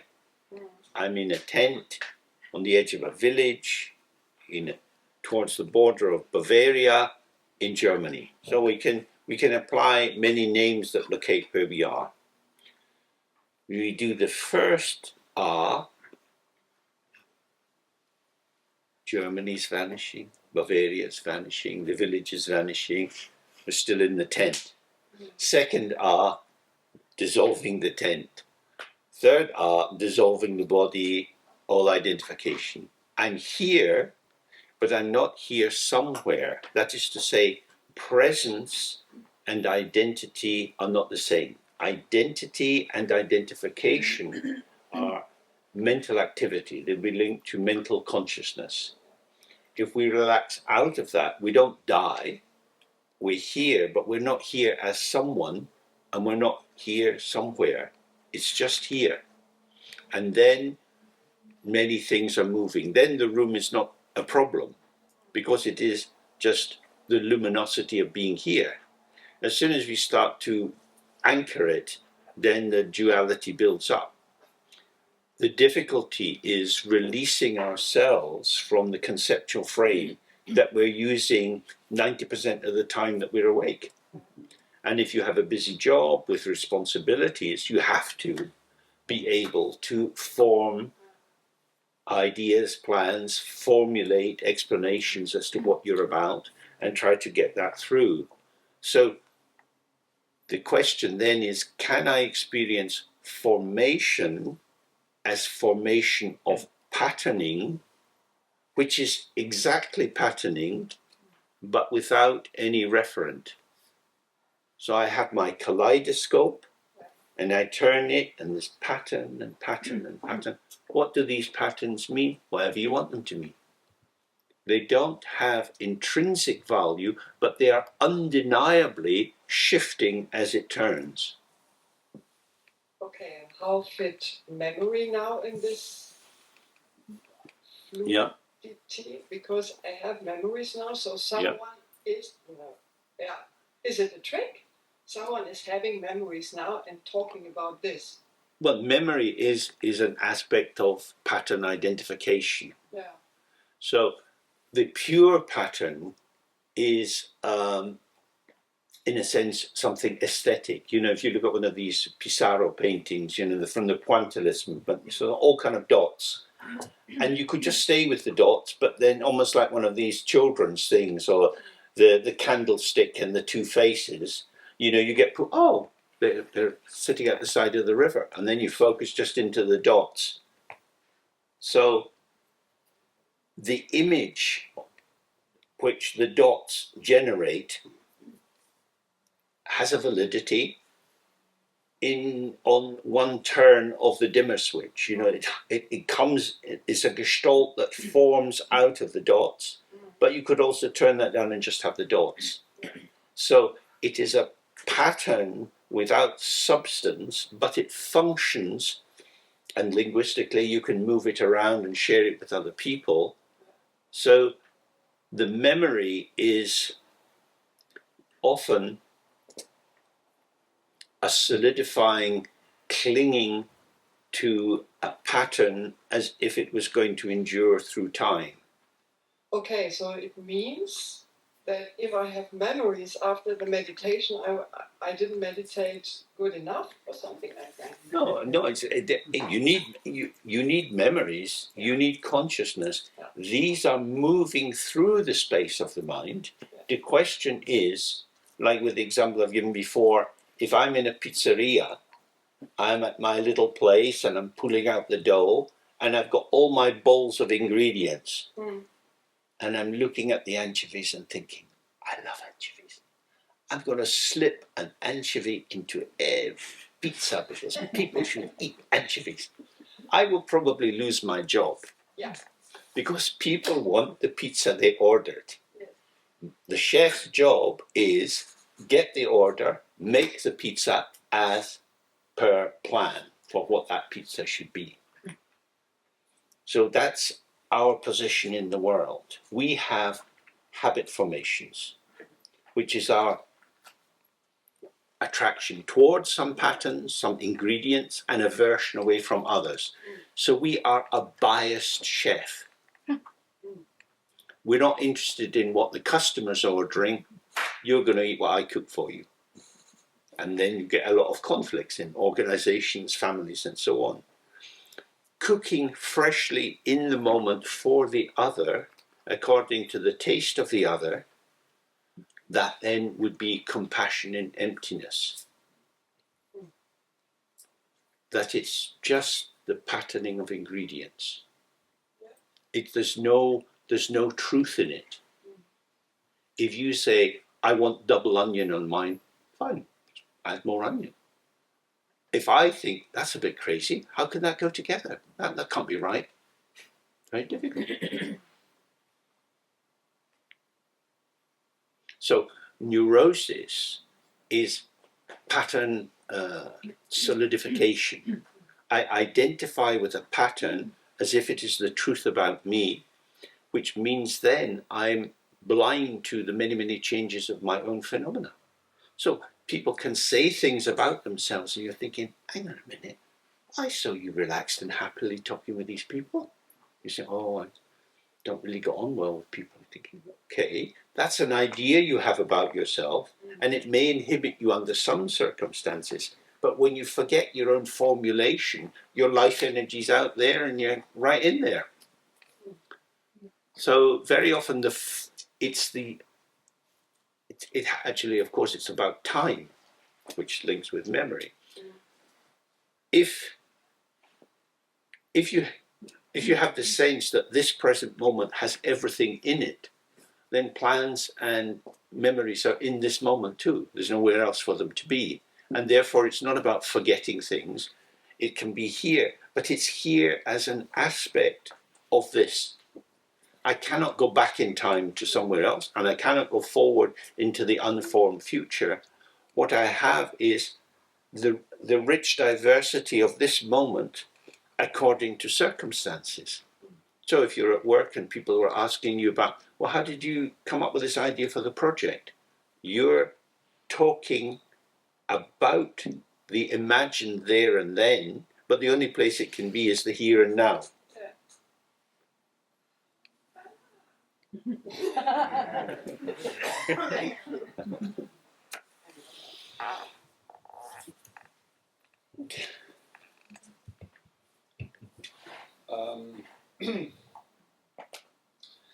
I had been in this open awareness several times so far, but always when something was going on. So when I was eating or walking in nature, situations like that. So when doing some simple tasks, yeah, but never on the cushion, never in meditation. I never slipped into that open awareness. So how to get there in meditation, or should I just concentrate on those situations when it happens, or what to do there?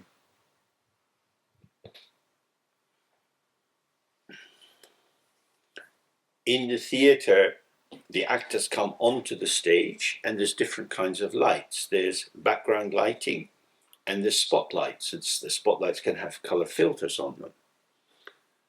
So the awareness is the background light without the spotlights. The spotlights can move through it, but the background light is just the even illumination of being here. So when you're going for a walk and you have no particular agenda and look around, and you get the sense of, I'm moving in this. I'm not apart from it. When you sit on the cushion, now you seem to have an agenda. I have to do something. So you've already switched on the spotlight, tracking with that, illuminating this or that.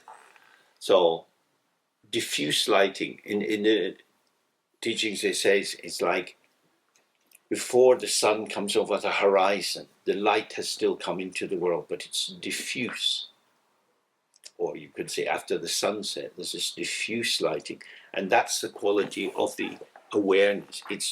Consciousness takes an object, so it has a kind of lock-on, and there's an intensity in that, whereas this is more a panoramic view. So what you could do, see if this is helpful, maybe after lunch or whatever, if you're outside and you're sitting, bring your focus onto, say, a tree or something in the distance, and then relax your gaze, make it panoramic, so you're looking out the corners of your eye. Do you have a wider perspective, but no clarity about the detail? The tree is still there, hasn't vanished, but you no longer have that clarity. And then you bring your gaze onto the tree, and then you panoramic vision, and you just go back and forward like this. See, whoa. When the spotlight is there, the tree is born. When the gaze is diffuse, the tree is part of the field. It's not standing out because there is no emphasis on its distinctive qualities. So the figure arises with the spotlight. If something catches your attention, you switch on the spotlight. What was that? Now he's in the middle of the night. Oh, what was that? Or for some reason you're a bit hypervigilant and you're scanning the environment, looking for something to lock on. When we release from that, the panoramic gaze is a hospitality to everything. And it's the same with the ears. We're not listening for something, we're just available through the senses. And then the pulsation of experience comes and goes. And that starts to ease us into being aware that everything is revealed with awareness, and you can then turn up the dimmer switch and get more clarity with the awareness.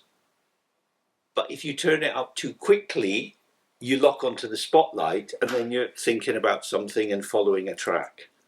So it's how to keep the figure in the ground, even as the diversity of figural forms pulse with our attention. So that awareness shows the whole, and the energy of awareness pulsates as the details of the whole. We're not doing it. No. So the main thing is just trusting the teaching, relax and open. And if I'm not really opening, then not as a kind of policeman investigating, but just very gently try to get a sense of the configuration of, well, what's the shaping that seems to be here as a kind of residual or underpinning. There's some kind of bedrock, some matrix of identification, which I seem to be importing into the situation, and which kind of leads me to focus on the specificity of something. So that would be, in the tradition, that would be called consciousness. It is knowing something. And when you're out walking, there's just knowing. You don't have to know the names of the different kinds of sheep or birds or anything. You're just part of the flow. So this is, I think, just we have to practice this again and again, because it's the essential issue of, even if you're on the cushion, your meditation's clear, how do you bring it into the world so that a retreat isn't just time out, some kind of weird holiday, and then life as usual? It's like, okay,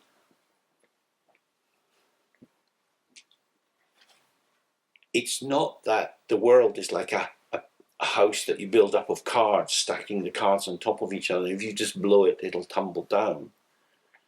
It's not fragile in that way. And it's not fragile because I didn't make it.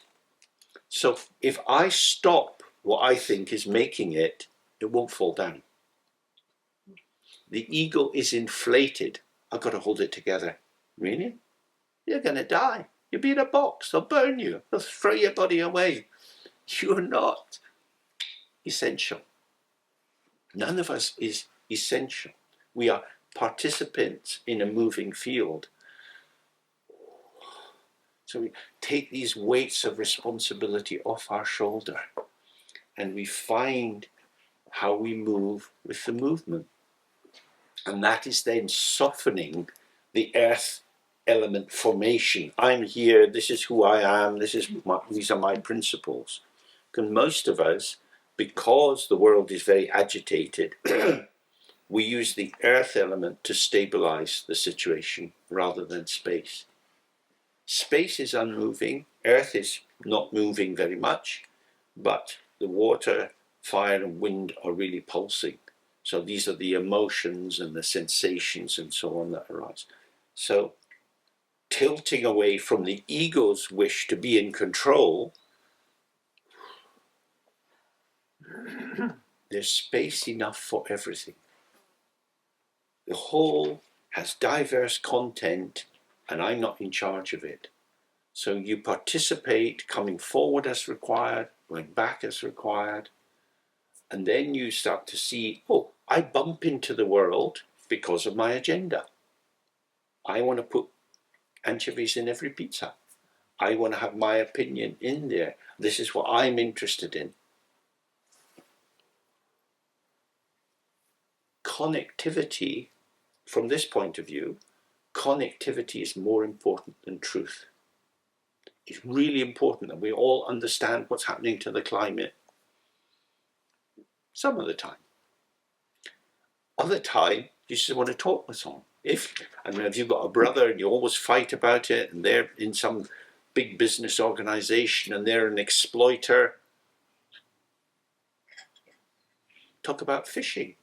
Talk about the best way to make an omelette. Unhelpful, locking conflict doesn't take us anywhere. Winning and losing, truth, truth, truth. This world works best if we have connectivity. And if you disrupt connectivity in the name of truth, it becomes hopeless. And that's what we see in American politics at the moment. This absolute binary opposition that's building up. It's dreadful. Because it means there is only a conflict perception. If you don't agree with me, you're the enemy. And if you're the enemy, you should be defeated. I have nothing to learn from you. You can see that in the Republicans, pushing this again and again. You are irrelevant, you're stupid, you're an enemy of the happiness of Americans. There's no conversation. So, from this point of view, the whole, in its diversity, is a complex system of connectivity. So if we privilege connectivity, how can I develop the empathic attunement, the flexibility, the pliability, so that I can get some kind of harmonious interface with the other?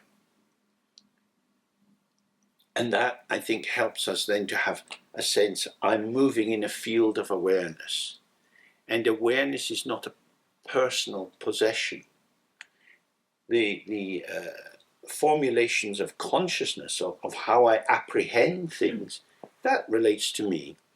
And if my apprehension is driving a wedge between us, so that you feel attacked or belittled or whatever by me, maybe my position is not so important. Maybe it's the connectivity that's the main thing. So when Buddha Shakyamuni was first teaching, many people came and asked him questions and so on. And he said that he taught 84,000 different dharmas, 84,000 different teachings, because people are not the same. He didn't say, here's a little box, this is the box of truth, you better squeeze yourself to come in here. He said, can I cook it another way so it's more tasty for you? Which is a very beautiful thing to do. And so that means that it's not the form that is the key thing, it's the enjoyment of the taste. So how can it be prepared?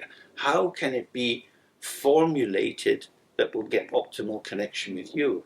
And the more we have that, the more we see, I am a system of resources. As I was saying earlier, we are all born, or we're all open to this vast spectrum of potential, but our ego self limits itself because it's a self-referential closed system, and in its closure, that's what brings its death. All closed systems move towards death. systemic survival is interface. You need to have a semi-permeable skin around you, as cells do, as our bodies do, to let in and to not let in. So who determines the permeability of our self-skin? When it's trauma from the past, or feeling other people have better lives than me, and there's a bitterness, there's so many ways that kind of put an extra glaze over our skin, so we become less permeable and we become more self-defining. And you can see that's often systemically a reaction to abuse and so on. If you say, as a black person, I feel this. As a black woman, I feel this. There's a kind of definition. You're not going to tell me who I am. How dare you try to determine me or define me?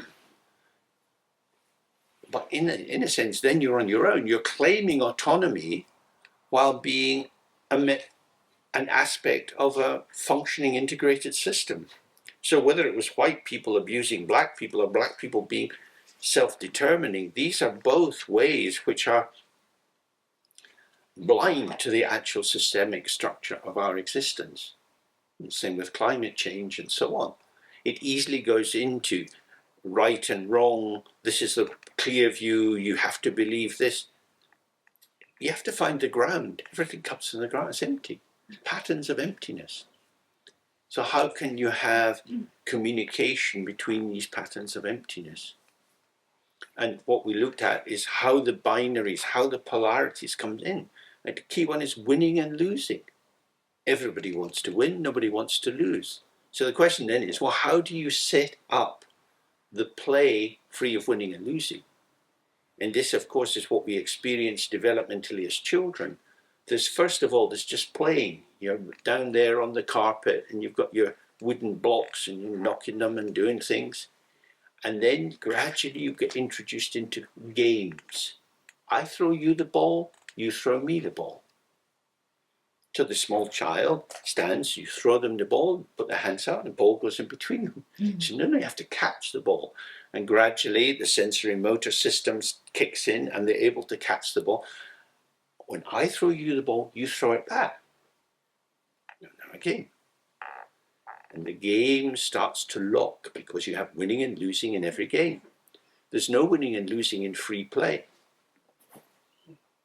And anxious parents who want to help their children develop, bring them into games and don't give them enough free play. So the structure of winning and losing gets really embedded in people's structures.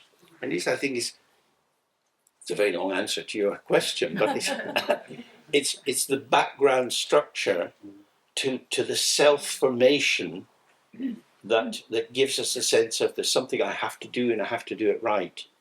And that is a kind of veil.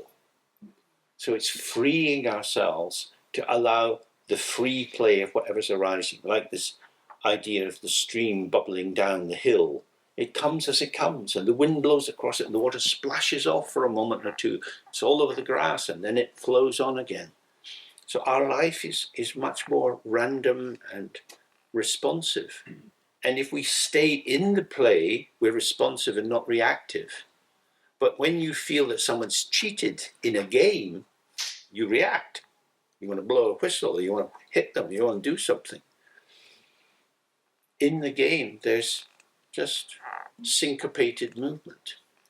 And so that's why if we, at the very beginning, we're trying to relax ourselves out of game structure into play, just playing, making the sound.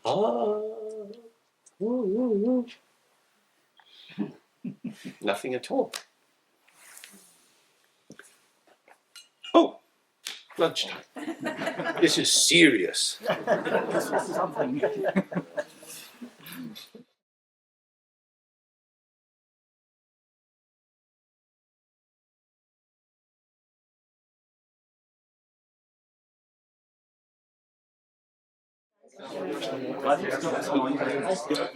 Okay, let's continue with the text a little bit and just do some short extract from Tilopa, page 46.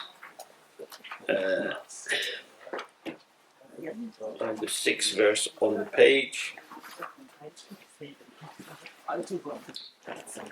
And he says, the experiences of the intellect will not let one see the truth beyond intellect.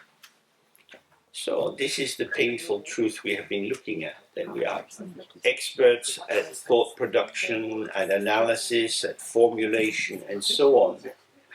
But this kind of mental activity cannot see beyond itself. So it becomes affirmative of the truth of duality. And then he says also, experiences arising from activity will not let one awaken to the truth free of activity. On page 46.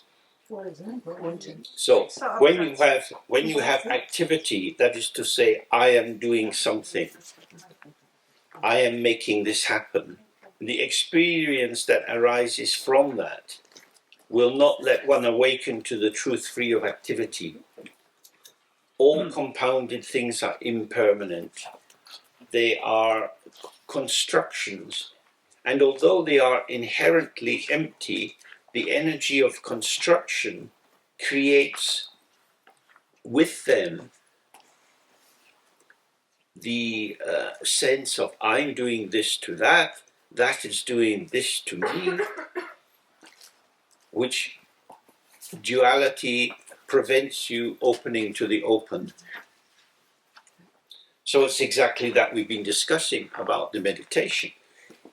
When you sit down and you think, I am going to do the meditation, that in itself makes the meditation impossible. Who is meditating? The ground is meditating. The openness of the ground is meditating. I go into the openness. So, on a relative level, the music is playing. You receive the music, and the music dances you. This, of course, is very different from you dancing to the music. If you are dancing to the music, if you start in a very intentional way, and you're tracking it, and you're thinking what to do, it provides a filter to receptivity. So you start with receptivity, open to the open, and then the open moves, and that's the beginning of the meditation. Thoughts, feelings, sensations arise. We do the third R, the R in front of us dissolves. The mind moves. The mind moves, and part of the movement of the mind is my experience of the movement of the mind. So in this case, subject and object are moving as energy pattern. It's a kind of complex pas de deux in this sphere of bright awakening. And so the ego is not annihilated, but the ego is incorporated back into its proper status, which is a formation of the energy of the mind. It has no autonomy, it has no separate domain, it has no separate energy, it has no separate agency. It is working with the energy of the field. So when it relaxes into the energy of the field, the integrity of the field is the doer of the deed, which is not a deed. Yeah? So that's the intention here. Don't try hard. Don't try too hard.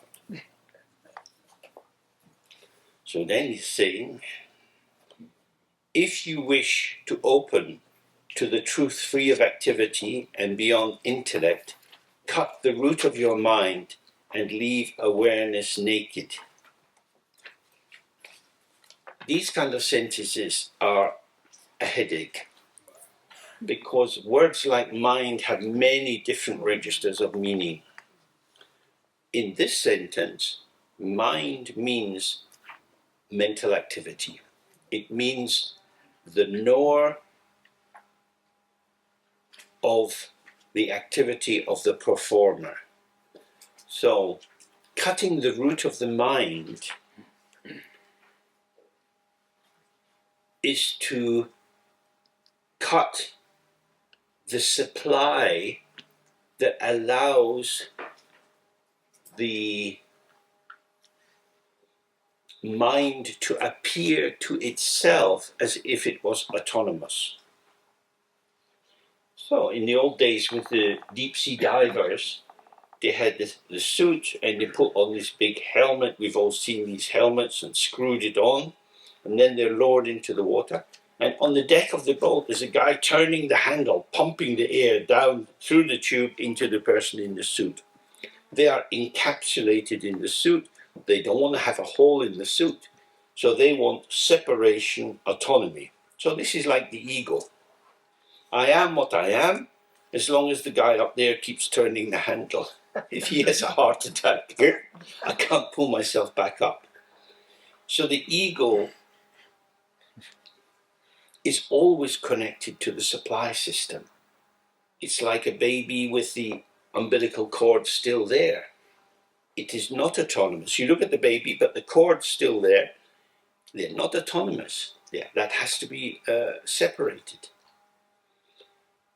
So when you cut the root of the mind, you cut the supply to the delusion that the mind is something apart from the field of experience. I have a mind. My mind is a possession. I use my mind to do this. Now, this is our ordinary experience. When you're at school and the teacher says, pay attention, bring your mind to the work. We have a task here. Pay attention. Focus your mind on what we're doing. So we learn that. But there, again, the word mind is a kind of mélange. It's a kind of funny mixture because it includes attention, focus, non-distraction, intellectual analysis, preparing to make sense of patterns, memorize the patterns, hold them so that they can be spoken about. The mind is active. It's a site of active engagement in a field other than itself. So when you cut the root of the mind, the mental activity of construction and knowledge and intellectual activity is simply the flow of the energy of the mind. Now, of course, we have the anxiety that if I don't do it, it will not be done. Well, our fantasy of what needs to be done, our plan of what needs to be done will probably not be done, but something will be done. Now, that's easier for a yogi sitting under a tree in India to say than someone working in an institution in Germany. You have demands and production and things, deadlines and so on to meet. I have to. So for us, the task is more difficult but also possible because it's exactly the same kind of task. Stay with the arising thought, I have to. Stay with the experience of I'm doing it in the moment that it's emerging. And see, what is this? It's a puff of wind. It's a gesture of movement. It's a creational urge.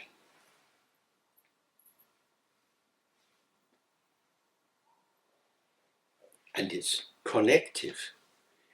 And the power. So, for example, if you ever done pottery and you sit at a wheel and it's got a foot treadle and you're pumping with your foot and it's making the wheel go round and you put your lump of clay whack onto the middle of it and it's going round, you center the clay, wet your fingers, and then you start to work with it, going round and round and round. I'm making a pot with my feet, with my chair, with the floor in the room, with the structure that the wheel is on, with the clay, with my training, with the fact that there's a kiln, with the fact that there's a place to drive. There's a whole lot of things going on, and I'm making the pot. I'm making the pot with the help of my friends. I and my friends are making the pot. Not just me. If you cut the autonomous agent, you see how dependent of origination, the movement together of many factors allows the pot to emerge. If you're a professional potter and your food depends on selling the pot, then you have to make the kind of pots that people want to buy. Ordinary potters, that's all they do all day long.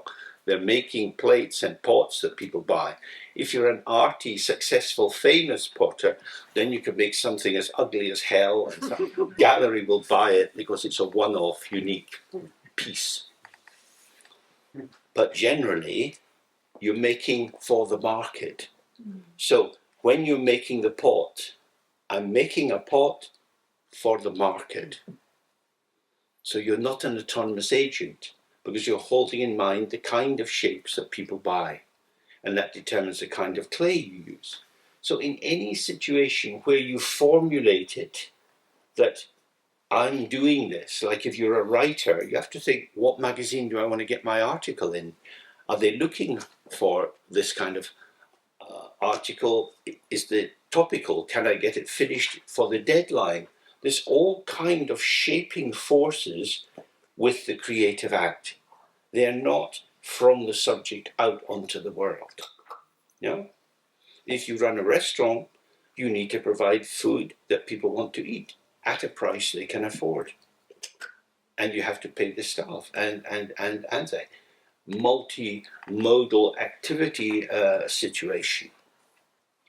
So he's saying, in cutting the root of the mind means cutting the sense that I am an autonomous agent with my own mind, and I'm going to act according to my own intention. Because if you're disconnected from the field, it's not going to work. So, say, cut the root of the mind and leave awareness naked. Awareness is covered by dualistic intention. I'm going to make the pot. So now I'm focusing on the pot as a product. The light is shining on the glistening clay. As my fingers move it up, smoothing the side and getting the turning wheel to allow this angle to emerge, it's ecstasy after ecstasy. This exquisite feeling in your thumb as the soft clay moves, the glistening surface. But I'm making a pot. I don't have time for any of that fancy stuff. I'm just making a pot. Me and the object, the outcome. And so much of the time we're entrained into that. Many times professional gardeners, if they're doing low-level stuff like cutting the lawn and trimming the edges, there's lots of things they don't see because they're busy focusing on the task. Their attention is part of the field, but it's over-caught, it's over-cathected into a unidirectional attention. Now, you can keep that unidirectional intention and the field. It's not an either-or. I'm focused in this field of activity. So, naked awareness is when you simply relax the intention of the focus to allow a more panoramic vision. So like we were looking before, relaxing the gaze, panoramic gaze, focus gaze, panoramic focus. And you can pulse between the two in any activity. You stay on the task and you know where you are. But if you put the blinkers on and you're just in the task, at the end of it, there's a disorientation. Yeah? So awareness doesn't change. If you open to that, you have a self-sustaining presence that will sustain you. He said, let the water polluted by thought become clear. When you have a muddy pond, if you agitate the water, the colloidal presence of the mud in the water will keep it impenetrable to the gaze. The finer the mud that's in the water, the longer it takes for the tiny particles to gradually settle. But if you don't agitate it, eventually it sinks to the bottom and then it's clear.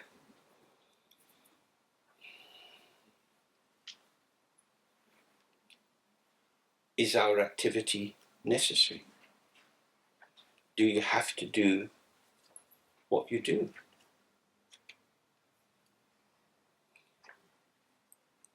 Dirt is a very, very wonderful thing. In our world, there is a prohibition on dirt. There is a prohibition on the natural smell of armpits. You should spray toxic chemicals onto your armpits and disturb the skin to protect other people from the smell of a body. You should tidy your house repeatedly, endlessly, so that no dust can be seen, so that you are recognized as a nice, tidy person. Why? This is a famous story many of you will know about this guy who's in a cave in Tibet, and he's been doing retreat, and he gets a message that his sponsor is going to be coming on full moon day.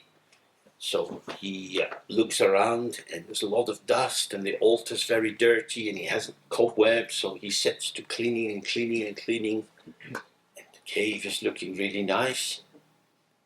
And then he's thinking, I've been spending months and months in meditation, trying to awaken to the unfabricated, uncontrived nature of the mind, and now I've spent 2 days cleaning it. So he takes all the dust and he throws it back over the altar.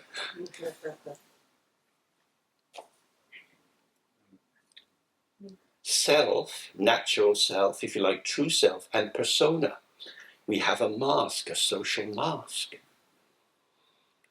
Social mask is a way of keeping other people at bay because our inner room is dirty and messy and we don't want people to know. Take pride in dirt. Yeah? Freedom for smells. They're there. It's not so toxic in many cultures. It doesn't matter so much. In this culture now, people have become very, very wary because there is clean and there is dirty. And you shouldn't be dirty. Do you not have a shower? Why don't you take a shower? Why don't you wash this? And so the anxiety of impacting on the other as a mess becomes intense. I think it's really something worth thinking about. Dirt is just stuff in the wrong place. That's all it is. So, who decides what the wrong place is?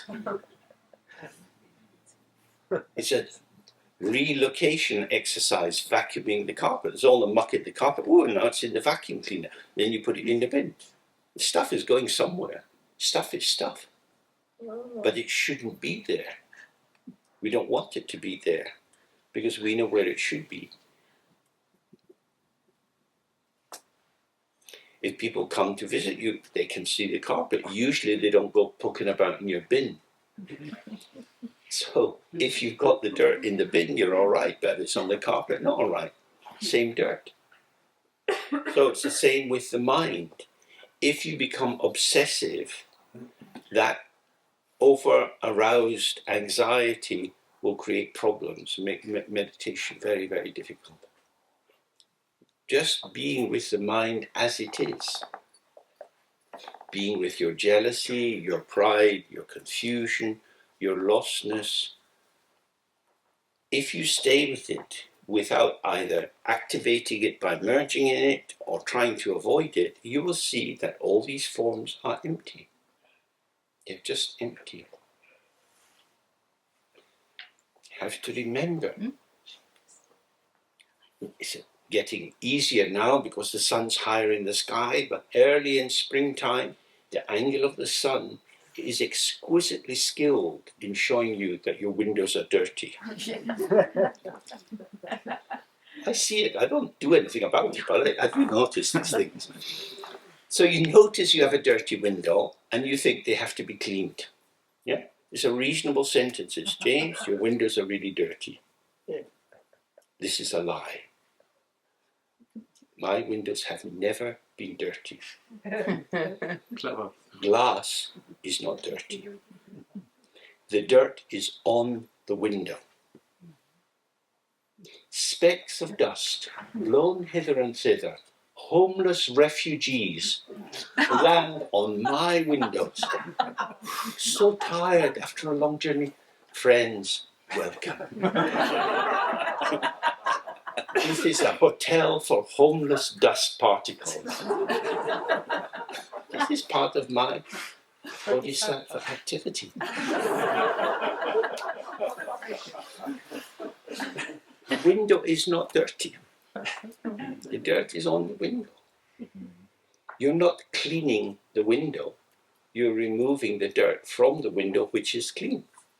Now, if you know that the window is clean, stay with the primordial purity of the glass window.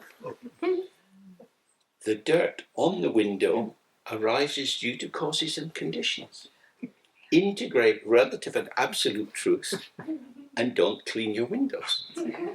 It's exactly this teaching about your mind. If you think your mind is polluted because you have jealousy or desire or confusion, you have behaviors you wouldn't want anyone else to know about, and you feel contaminated by the presence of this dirt in your mind, then this is according to the Dharma, this is a wrong interpretation. The mind is pure from the very beginning. It is Vajra. Vajra is stronger than a glass window. Vajra means indestructible. No amount of dirt can get through to it. It is unpermeated by dirt. The dirt is transient, passing through. It's a moment, and it's an interpreted moment. Because when the dirt was out on the street, it was just the street. Then the wind picks it up, carries it through the air, and starts to rain, and it's deposited on the window, and now the window is dirty. It's the situatedness which makes it seem to be an inherent quality of the window. So this is our practice. Again and again, you fuse into identification with what's arising in the mind. I'm full of anger, I'm full of sad rage that, my parents were like this, or I lost my job, or the person I hated at work is promoted above me, and now he's telling me what to do, and he's useless, and all these thoughts which can go round and round in the mind, feeling sad and depressed and a failure. These are arising in the space of the mind. Where will they settle? They settle in emptiness. They fall through emptiness. They're already vanishing. But it feels as if you're contaminated. I don't want to feel this way. I don't want this to be happening to me. Exactly. If you don't want it to be happening to you, find out who you are. And then you will find it's not happening to you. It's happening to yourself. And yourself is a kind of doppelganger. It's an imaginary friend you carry around with you. It never touched you. It's impossible to touch you. But it happens to the reified, substantialized self, which is not who you are, but it's who you imagine yourself to be. The mind does not become dirty.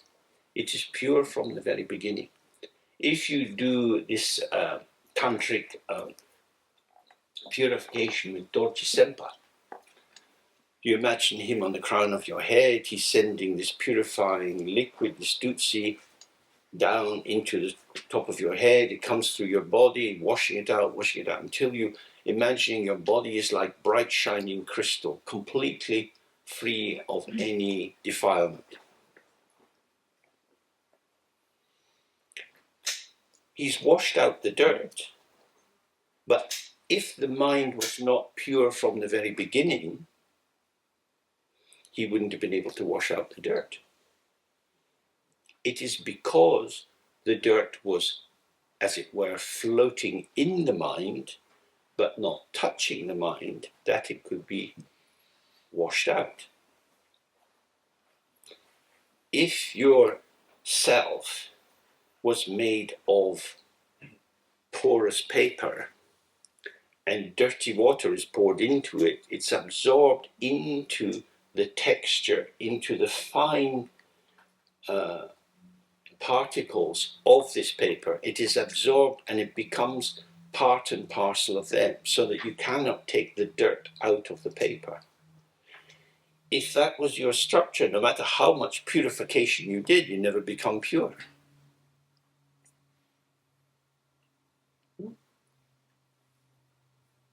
It is because people don't believe that they're pure that the Catholic Church has survived for a very, very long time. You are a bad person. You go to the priest. You say, I'm a bad person. He says, come in this little wooden box and tell me about it. You tell them all the sad, sordid details of your badness. They say, okay, do this and this and this, a little bit Hail Mary's pretty good, and now you're okay. So now you can have the Eucharist. So now you've got the blood and the body, and Jesus is inside you, and your sins are free. Come back next week. Don't leave it so long. But if I'm pure, how come I get dirty again? Is it a shirt? Is my immortal soul a shirt? Is the church the laundrette? You put your contribution in the priest pot, and your soul is going round and round, and the suds are going up and down. Because if it's pure, how come it gets dirty again? Buddhists have exactly the same problem. You do your Dorji Sempa, and then you still hate yourself. Where was that dirty, smelly little bit hiding? Your true self. What is it you don't like about yourself? Empty.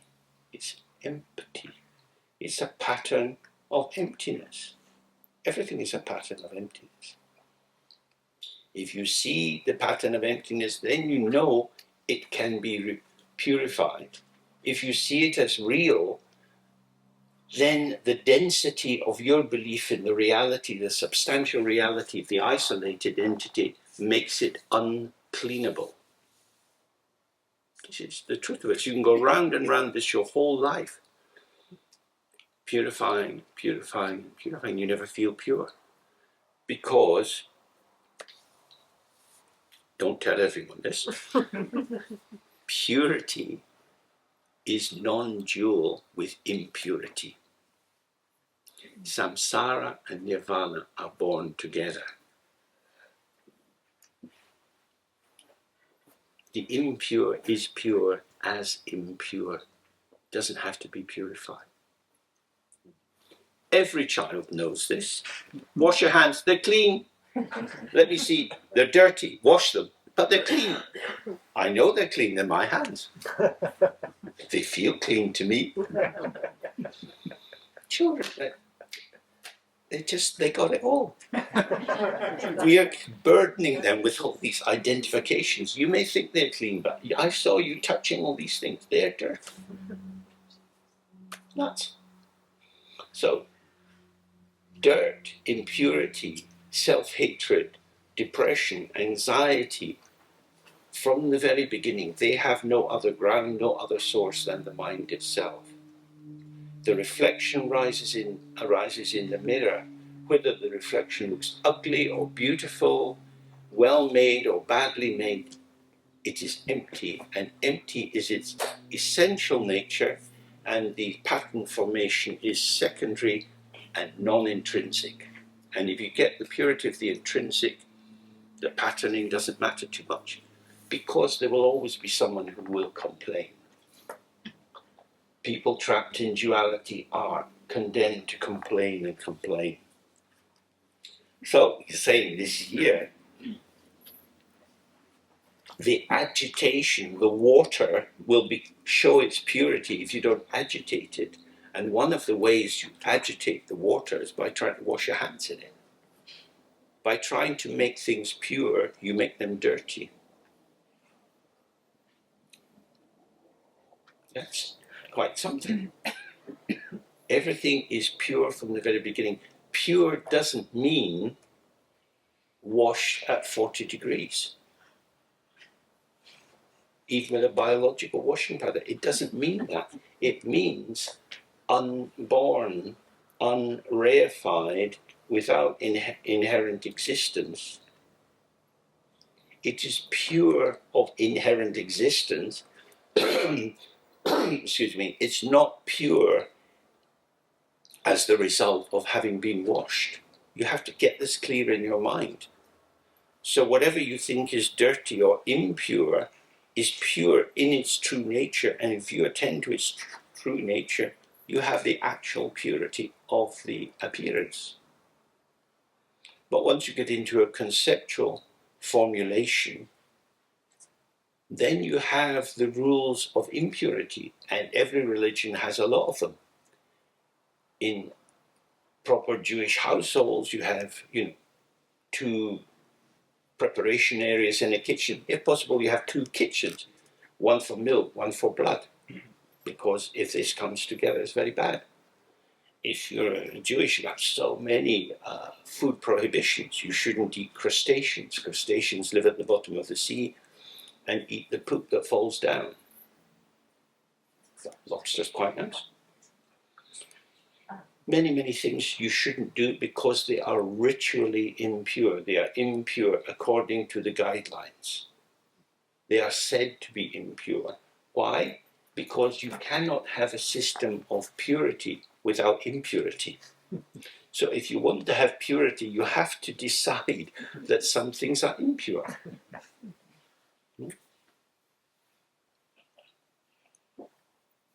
So there's a huge public education campaign, mainly run by advertising companies at the moment, on British television about menstrual blood.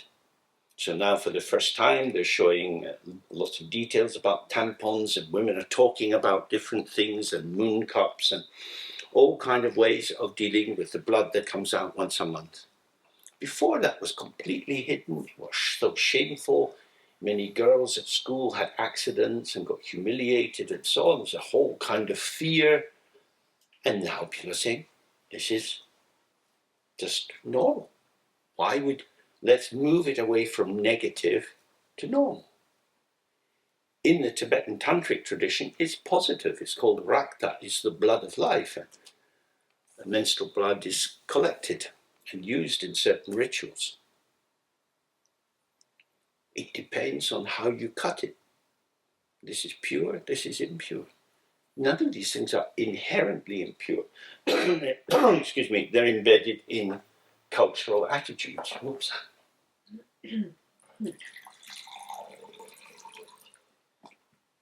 So you can observe for yourself. Think about your family. What did people get worried about being dirty? What did they worry about being clean? My mother used to get very upset when my dad would fart. And he really enjoyed farting. So he would stand up, lift the back of his jacket and bend over and fart. And mother said, don't do that. It's disgusting. One of the few pleasures he had left in his life. So, is it bad? Is it good? Is it impolite? Should it not be done? My mother's mother was a nasty bitch. She was very controlling and hard-hearted and mean, and her life had been hell, so you could see why she'd become bitter. But she was so heavy on my mom. So my mom was always anxious about what will the neighbors say, what will people say. You see these whole fragile structures of, oh my God, if they knew what was... It's terrifying, terrifying that very ordinary, simple processes are weighted with this huge symbolic significance. Your dignity as a person is entirely resting on the fact that you don't fart. Interesting. But you can see in all kind of cultures. You know, for example, this infibulation that you get in many African cultures, where they remove the outer labia of the young girls, they take out the clitoris, it gets all stitched up very badly in order to make them pure. The rate of death from the operation is quite high. The problems in childbirth are enormous. But people hang on to the idea that this makes you a proper person. In many Australian Aborigine tribes, the circumcision rituals for young men are unbelievable. They slice the penis right the way up, usually cutting into the urethra at several points so that they are incontinent with urine. But this opening up of it takes on a symbolic shape that seemed to be like a crocodile in some other tribes. If you investigate these things, you'll find, I mean, I had the background in anthropology, and you learn so many things about how certain factors of the world become like a mountain and others become like a valley. It's figure and ground. And once they're made figural, once you believe in this, it seems to be true, and then you induct your children into believing you get the transmission of culture. When in fact, from a public health perspective, it's not very good at all. So many families give transmissions about the impurity of things which are quite normal. But to clean the So the thing, don't just finally to say, don't agitate your mind with strong opinions about good and bad, right and wrong. Yeah. To clean the toilet sometimes is not a bad idea because of transforming diseases from one to the other. I think also. Yeah. It's not only bad. Yeah. To clean if there's a pragmatic reason to do it. Yeah. But if you're worried that people will think badly of you, that's a whole other thing, isn't it? Because here we're concerned with the mental construction of what it does to your sense of self. If somebody points the finger and says, he's got a very dirty toilet at home. Strange guy. For sure. I wouldn't go and eat shit in his house. You never know where it's been. So, neither inhibiting nor encouraging appearances, leave them as they are. So this means before you inhibit or encourage an appearance, it means don't label them with a burden of interpretation that doesn't belong to them. We say this is good, this is bad. As soon as you attribute good and bad and you see that as a quality inherent in the object rather than inherent in your cultural matrix that you're projecting onto the object, then the object, in being seemingly inherently good or bad, requires you to push away the bad and try to get more of the good. You're bound into it by the belief system. So we know there are many jihadis who think it's very good to kill non-believers. And they have a whole developed idea of the importance of carrying out Allah's wish that there shouldn't be unbelievers in the world. They're doing bombing. And they believe that's virtuous. Because when unbelievers die, God is pleased. Lots of people think that's a little bit crazy. But people believe it, and on the basis of that, they believe that they are pure and the people they kill are impure. You know about the Holocaust. These dirty ... people, get rid of them, wipe them out. We don't need them. Many groups were labeled as dirty and bad and irredeemably bad. There's nothing that can be done with them. No point in educating them. They are like that, therefore wipe out. So can see that this is so important. When you have definite views about people according to their color or sexual orientation or whatever, this is belief in your mind. This is not an accurate perception of the inherent value of the other. So, it says, appearance free of rejecting and adopting is Mahamudra. So, Mahamudra is the mind. The mind manifests as the experience of appearances. These appearances have very diverse forms of appearance. And if you see this in its unborn ungraspableness, and you don't engage in adopting and rejecting, this is itself Mahamudra. Leaving this as it is. How is it? It's like this. It's shown through your senses. Once you start to interpret it and process it in your conceptual formation, you will be contaminating the open, unborn immediacy of what's arising with the biased structure of your thought. Thought exists in the polarities we looked at this morning. It's not that the thoughts are bad, they're just inherently narrowing because they're embedded in an either-or structure. What we want to do is to stay with the emergent as it emerges without filling it with opinions and overlaying it with our judgments. And he's saying, he's a very bright guy, he is saying this is itself Mahamudra. So this text is from the one that's called the Ganges Mahamudra that Tilopa taught sitting on the banks of the river Ganges in India. It's very, very famous in Tibet. People have studied it. There are so many commentaries written on it. And it's not contradicted. So, appearance free of rejecting and adopting is Mahamudra.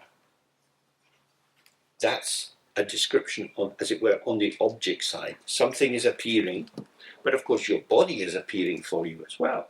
So the field of appearance, including both subject and object formations, when you don't bring any divisive, discriminatory interpretation into this, it's just this. This is the whole, the integral, the undivided, the unpolarized, and this itself is Mahamudra. The ground of all is unborn, and so remains clear of the veil of obscurations and traces. Your mind itself is empty. It remains clear if you are with the fresh emptiness in the moment. This moment of appearance will vanish and there is no trace. The obscurations, the seizing of the appearance as being something, leaves a trace. Both the obscurations and the traces are unable to veil what is there if you stay with the open, immediate emptiness of the situation. So, when a situation arises from the unborn ground produces the unborn. It is insubstantial. It is free of separated entities. You experience something which you think is strongly real. So we might say, this is quite a good-looking statue of Padmasambhava. There's a statue here beside me. The figure is identified as Padmasambhava. Looks good. Yeah, be worth buying. Have that at home. Quite reassuring. Something is there. Where is that something? Is there anything out there? Out there? Where is out there? Out there is in your mind. Padmasambhava statue is in your mind. Your mind is not your brain is in your mind. There are many sites of functioning in the body. The brain is a site of functioning. Certain transactions occur there, electrochemical and so on, giving rise to impulses and movements. The mind itself is unborn. All experience is unborn. the experience of the statue is unborn. That is to say, you see shape, you see color. If you lift it, you feel the weight of it, seems substantial. If you equate the weight of the statue with it being real, then that's a funny correlation. The wall is real because if I bang my head on it, I'll get a pain in my head. Does that make the wall real? Something is there.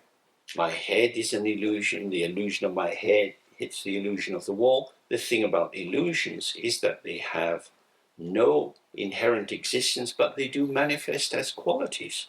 If you put your hand in a flame, you'll be able to smell burning flesh. And if you still have some nerve endings, you will be able to identify, oh, it's my finger which is producing this smell. Well, cause and effect. It's what we scan. Does this prove that my finger is real? No. It proves something is happening. I am having a particular experience. I've got 3rd-degree burns and this flesh is starting to fall off. So that's an experience. I want to take my experience of my finger to an experienced physician so that they can do something with it, because it's not the way I want it to be. That's ideas, isn't it? It doesn't make it real. It doesn't mean it's self-existing. If it was self-existing, if something was truly self-existing, it would be Vajra. It would be just itself. It's always been itself. Nothing can touch it. A lot can touch my finger. Sharp knives, boulders, run over by a car, bitten by a dog. A lot of bad things can happen to my little finger. There's a lot of things that can happen to the statue. It can be put on a shrine. It can be sold in an antique shop. It is a sign in the world of signs. It's part of the semiotic web. That doesn't make it real. The value of the statue will be dependent on its aesthetic worth. If an antique dealer buys it and sees, well, it's not a real antique, but we can sell it anyway, they can pump it up a bit. Perhaps 19th century. Antique dealers are good at that kind of language. Indications are Tibet, 19th century, early. Why would you believe them? That's to say, its value is not inherent in the statue, it is relational. The value of everything is relational. Remember the story in the Bible of these two women who come to King Solomon and they both claim that this baby is theirs. And they're both trying to hold the baby. And they're both saying, it's my baby, and they're going on and on. King Solomon says to his guard, give me a sword. Give me the baby, I'm going to cut it in half. You each get a half and shut up and go away. And one man said, let her have it. And he said, it's your baby. Bright guy. Because the baby is relational. For the woman who wanted a baby but it's not her baby, her relation to the baby is conceptual. For the woman who's produced it from her body and fed it on her breast, it's completely, this is my baby. You can't hurt my baby. So everything is relational, that's value. Appearance is empty, and because it's empty, it can be the site of the projection of differential value. That is the instability of the world we live in. Values are fluctuating all the time. Okay, is that clear? Any questions on this? Can you apply this in your life? Do you believe that things have real value? Do you believe that there are real things? Do you operate as if there are real things? Mostly, yes. Most of the time, yes. Most of the time, yeah. So that gives you something to observe. Because if he is correct, and the real is not out there, but it is relational, and it is the way in which you relate, then it gives us some good ongoing homework to be doing, to catch ourselves in the moment of the reifying projection. And to see that the projection arises, the attitude arises, the behavior arises, and then the judgment arises. Now, this might remind some of you of the 4 stages of the production of karma. The first stage is there is a absolute felt sense of the truth of the separation of subject and object. That's the ground of karma. I'm here and the world's out there and I exist and all these things exist. On the basis of this, you have the second stage, which is intention. Because I'm here and I'm like this and this is here, this is what I want and this is what I don't want. So you can't have intention without duality. Life is going from here to there. If there's no here and there, you wouldn't have any connection.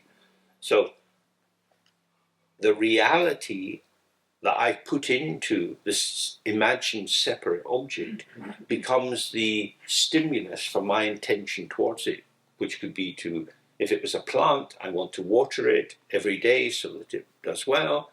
If it was insects in my house, I might want to put them out the window or even kill them because I like the plant, I don't like the insects. This takes us to the third stage of conjunction, in which my embodied presence comes in contact with the object of my intention, and I carry out my intention. I carry it through. I keep nurturing the plant so that the tomatoes blossom, or I get rid of the insects. And then the fourth station is, I'm glad all the insects are gone. I killed some of them. I don't want to kill them, but I don't want insects in my house. So I'm happy that I killed them, but it's not what I wanted to do. Or, so many tomatoes are coming. This is really good. Very happy. So that's these 4 stages. The conclusion. If all 4 are aligned, you get a whoosh. You get an unimpeded movement of energy, which is confirming the truth of the structure of subject and object and the outcome of the action. It's always best if you can dissolve this at the point of beginning, because you do something and you feel sad at the outcome, so you can regret, I killed the insects. At the point of putting down the insecticide to get rid of them, you might relent and think, oh, this is not a good idea, maybe I should do something else. Or at the thought of developing the intention, you might think, well, I call this my house. But that in no way determines sole ownership, except as a legal term. Insects don't read legal German. They don't know that it's my house. They think that it's their house. So why should I object to their being here? Or you could just not have subject and object as your organizing matrix. So this is so important, that once that lock-on of duality is there, it's very difficult to stop the process. Which is why in the meditation we do the 3R, and we relax, and we try to allow the pulsation of subject and object to move like clouds in the sky, without being believed in and without being activated. Yeah. So I can get a sense of myself reifying objects. Often, I'm sure I miss it, but if I think about it, I can understand that. So that's one thing to do. The other thing for me, looking at that, I cannot imagine anything being real. You know, so how I can get a more sense of my activity of reification, but I don't know how to even open to, or you know, I just feel my whole life is full of that, but there is something real or unconditioned or whatever, and I just feel like, well, I don't know how to conceive of that. But the unconditioned isn't real. Oh, right. It is the unreal. See, that this is again is we're in the Tower of Babel. We never get out of that one. It's an endless echo chamber of interpretation. For me personally, because the term in English "real" means thing, something which is born and made and there, an item in the world. It is a dualistic term. Some people use it for the nature of the mind. They translate dharmata as real, often with a capital R. I translate that as actual, because it's actual. It's a manifestation. It's on the cusp between experience and awareness of experience, but it's not real. So nothing is real. I think you said this before. Yeah, nothing is real. But it is actual. It is experienced. But we, in general parlance, we speak of things as being real if they have a demonstrable effect, and if that effect can be recognized by others. So, if you've had your leg amputated, and you complain to the doctor about the pains in your amputated leg, and you say, it feels completely real. And they say, yeah, that happens. It's an imagined pain. It's just the movement of the nerve. But it feels real. Yeah, well, I'm your doctor and I'm telling you, I did cut off your leg. We got rid of it. I offered to gold plate it for you if you didn't want that. We got your leg. You have this feeling. It is an unreliable interpretation. So many things feel real. By real, then, we mean important, to be acted on, not to be discarded, to be paid attention to. We could call it impactful. Something happens with that. And actual is momentary experience. Yeah, and because it brings it back to me. If I say, I find you really unpleasant, that means I have the experience of you being unpleasant. It doesn't mean that you are really inherently, but by saying I find you really unpleasant, I'm indicating that the cause of my feeling is the truth that you are unpleasant. So it's a linguistic form that allows the disowning of the subjective response. So you turn the subjective into objective, and that's very dangerous in human interaction. Thank you. Okay, should we do another Guru Yuga? Yeah.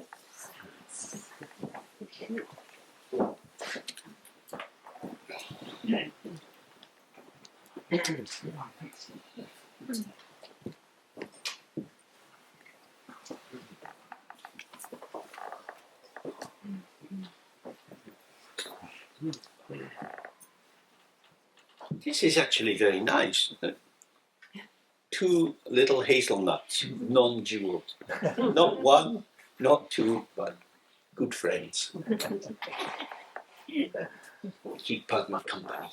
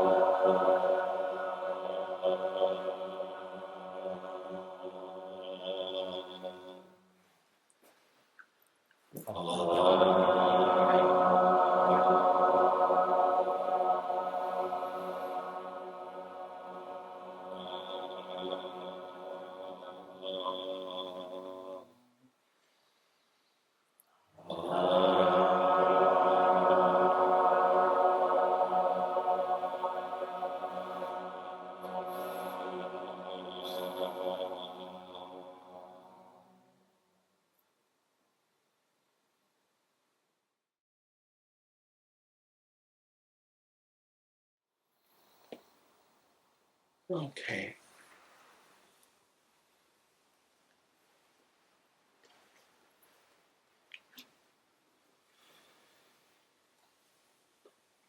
Well, see if there's any other points you want to raise, particularly about the practice or about how to continue with it.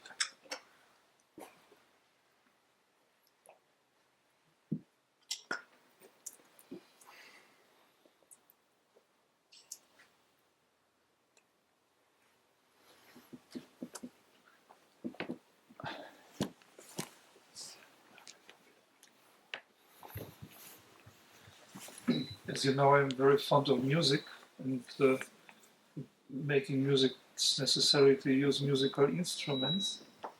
And of course, in a way, they appear as being, it's not that I'm perceiving them as being something entirely existent and solid, but they are kind of a formation that is there and that has distinct qualities. So it is, for me at least, apparently possible to compare one with another and then make a choice.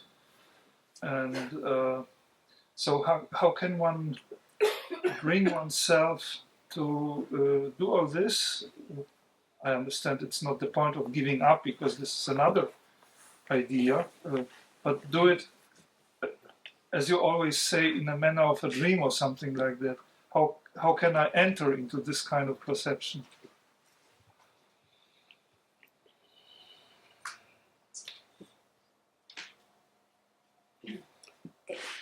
When it's an inanimate object, although it has been formed and fashioned by animate beings, say somebody's made a guitar, it's in the guitar shop, it is in itself a dead object.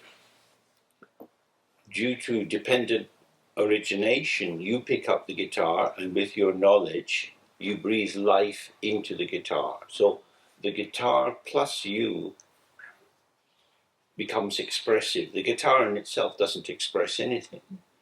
Its qualities will influence what you can do with it, and your skill will influence what you can do with it. So these two interactive formations give rise to the revealing of the potential. If you didn't have much skill, the potential of the guitar would be hidden, and if the guitar actually doesn't have much capacity, no matter what your skills were, you wouldn't be able to get your range of skills fully visible through the guitar.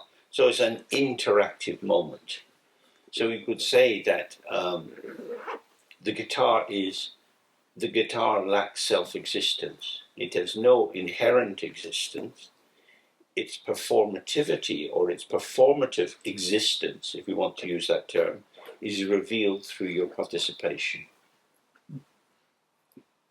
Just as all the ingredients in the kitchen are, in a sense, dead until the cook takes hold of them and mixes them and brings processes to bear. But somehow the guitar, being a dead object, still needs some kind of a maintenance and attention, because if I mistreat it, then obviously it won't play anymore. So in a way it is as if one would attribute a certain value to. It's not a material value in terms of money, but it has a certain functional value. And that's it. It has a value and it has an existence, if you like, but it's an existence which is contingent. Just as your existence is contingent on not being hit by a car when you cross the road, the guitar is contingent on not being sat on or dropped. And so that's the same for all existence. Their vulnerability, their impermanence demonstrates their lack of inherent existence. It is within relatedness that things can be preserved or be destroyed or be revealed in their full potential. But it's always relational. And we are the same. If we don't have people to relate to, we wouldn't have these things. sad and lonely as I may be, I don't sit in London talking to myself. Think, oh my God, they cancelled the retreat. I better just sit and look at myself in the mirror. Well, now we have a long time ahead of us in which to explore Mahamudra. I, me and myself will have a great deal of pleasure in talking to myself. We are called forth by our connectivity. We become other than as we are by that connectivity. We're both in a kind of paradoxical double move. We're taken out of ourselves by connection with someone else, and we are returned to ourselves by the connection with someone else. If you feel that someone really sees you, you find yourself, as it were, renewed or released or lighter. And if somebody doesn't see you, then the cocoon of your habitual self-reference becomes just a kind of living coffin. We are relational creatures. Everything is related. Interesting. Yeah?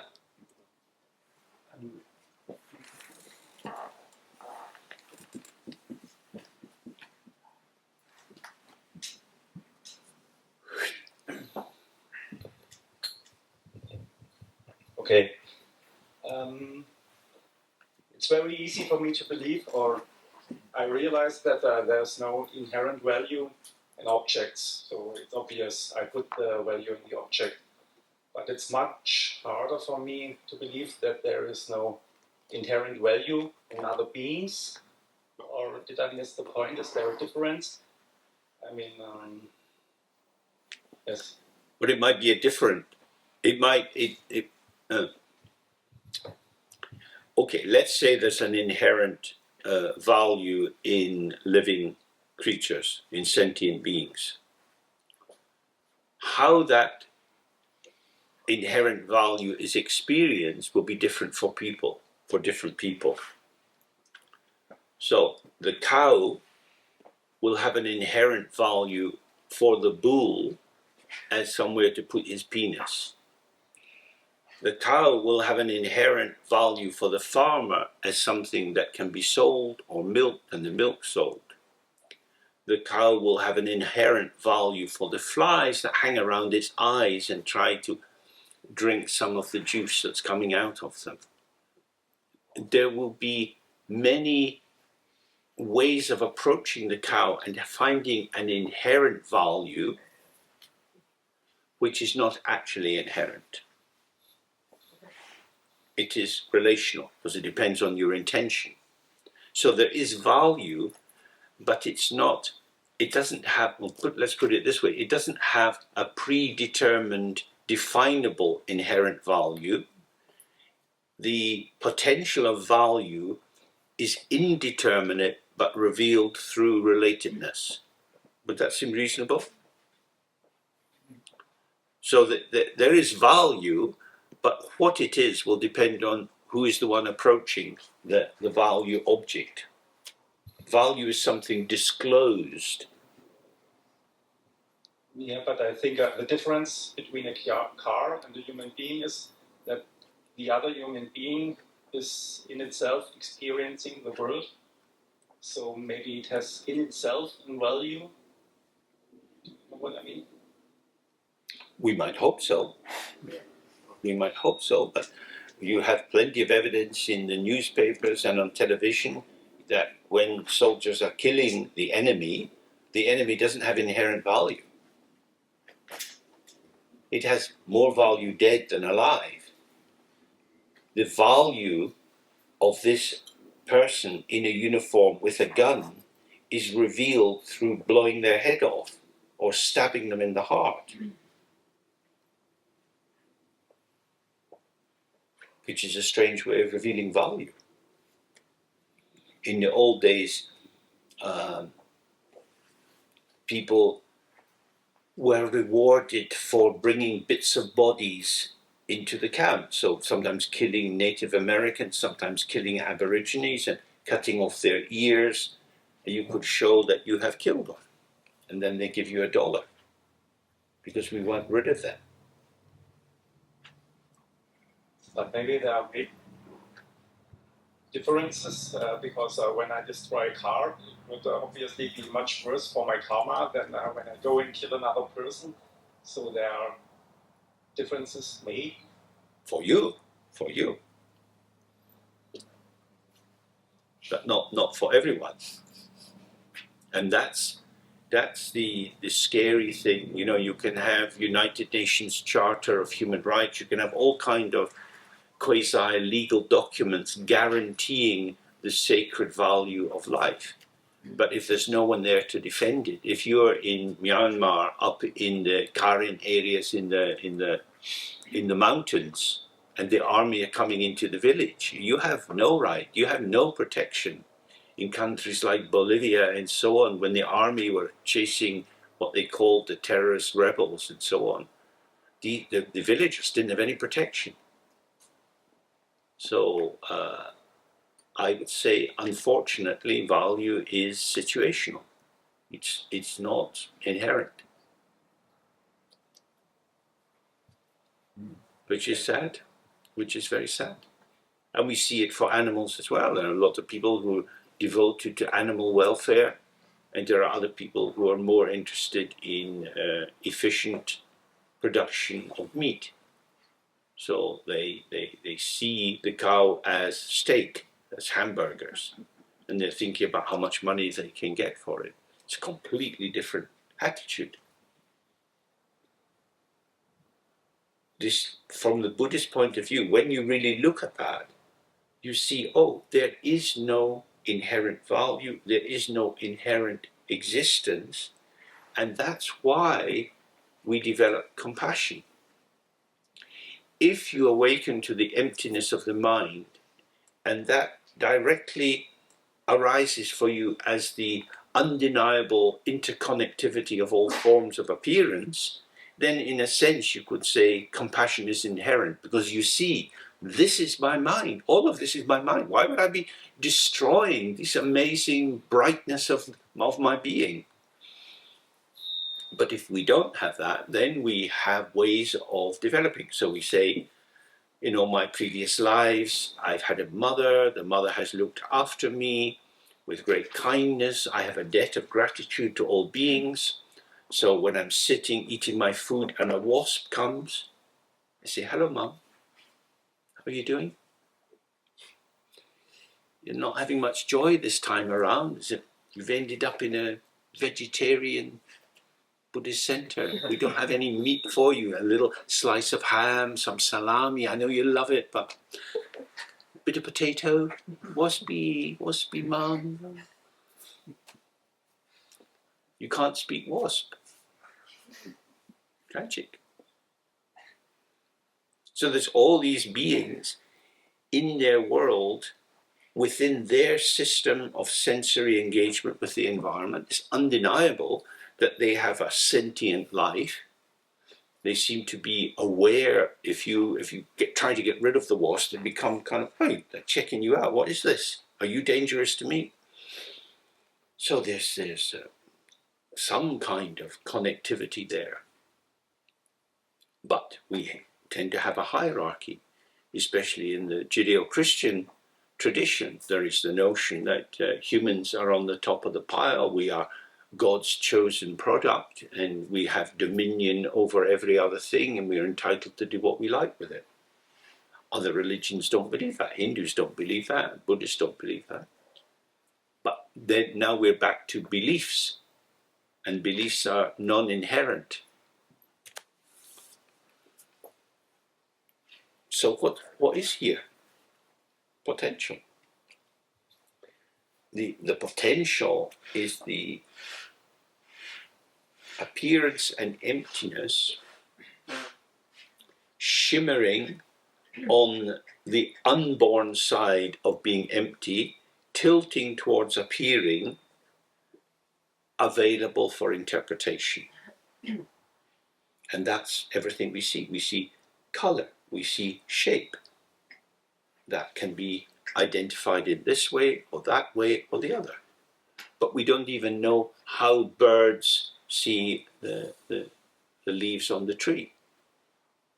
There are many, many kinds of creatures. We know that many creatures have quite complicated eye systems, visual systems, which give them seemingly a very different take on how it is from us. But they have a take, they have an interaction. So compassion would mean I accept the diversity of the whole. These are all forms of life. They are all valid in themselves. But then you have to work out how you relate to them. Nowadays, Buddhist car drivers can be happy that when you go on a long journey, at the end of it, you don't have so many dead insects smeared on your car. You haven't killed so much. On the other hand, ecologically, it's very sad that there's so few insects around in Germany. So again, that's an interpretive positioning. Is it your karmic value you're thinking of, or where will I go when I die? There's always the cockroach. There's a lot of them about, and apparently they can survive nuclear war. So if Putin goes nuts, we'll be reborn as cockroaches. Might happen. Time for tea.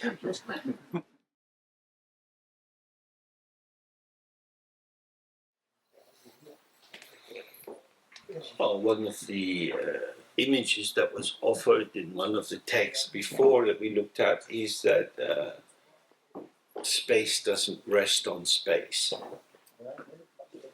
You know, you can't pile a space on top of another space. Space has no substance of its own, so it has no boundary, so it has no inclusion and exclusion. So,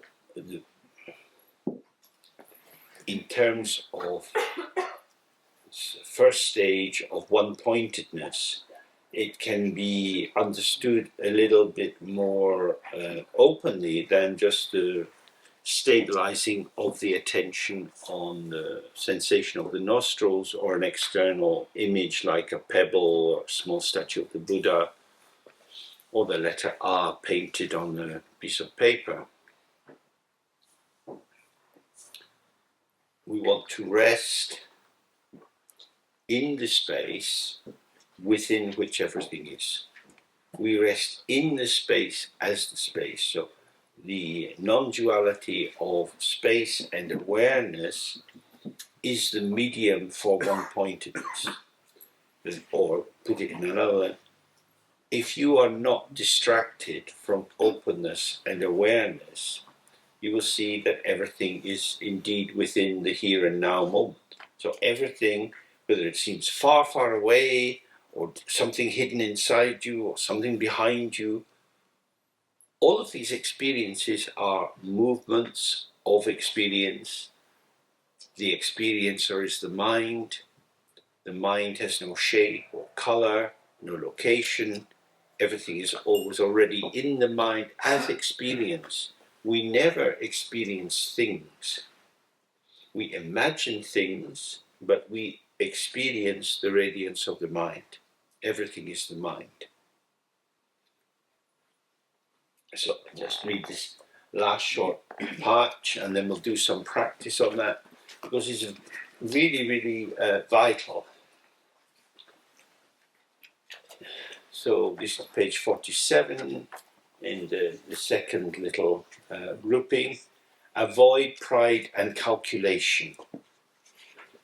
Pride means your own positioning. Calculation means how you read your position in relation to other people. Am I ahead of other people? Am I more intelligent than other people? Stronger, fitter, more attractive? Whatever the calculation is, it will be relational. This in relation to that. So he's saying, avoid fixating on yourself as some unitary object or presence. Avoid comparing and contrasting yourself with others and setting up hierarchies and so on. settle in the unborn essence. The unborn essence is whatever is occurring is the ground or the base of whatever is occurring. It is occurring in space as space. It is not other than space. It is the appearance of space. So clearly, whenever we get full of reifying attachment and we think, I exist, I am a physical entity, I have this volume of body, I displace that much volume of the air around me everywhere I go, I am a thing, I am self, I am not other. All of that is a series of ideas. These ideas, when believed in, seem to be able to validate or seal or guarantee the truth of what I'm imagining, but they don't. What they do is they seal me into duality, which is not really where I want to be. So then he says, appearances are one's own appearance. So this is an incredible thing to say.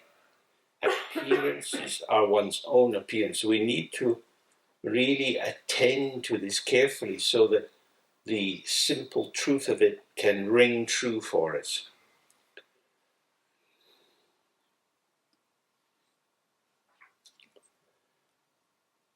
When it's saying one's own appearance, this is not talking of a possession. It means everything that you see arising, every appearance, whether it's sound or taste or shape, it is one's own experience because you are the experiencer of the experience. When the experiencer and the experience arise together, not as a split subject and object, but as the unitary moment of experience, this is my life. This is it. All of this is my appearance, or you put it in another grammar, all this is what appears for me. But that's difficult because then that's implying that there is some kind of whatness to it. The immediacy of the appearance is this appearing within the field of my presence. It's not a field that I own, but there is no other field of appearance outside of it for me. If I ask you about your field of appearance, you will offer me concepts or ideas about what appears for you. I can do that about my own field of appearance, but I can be present in it. I cannot be present in your field of appearance because it won't be vital for me. Only you are the setting of that immediate, ungraspable moment of this. You're this, but it's not yours as a commodity. It's yours because it is the vitality of your existence, or non-existence, or presence. Language is a bugger here. So,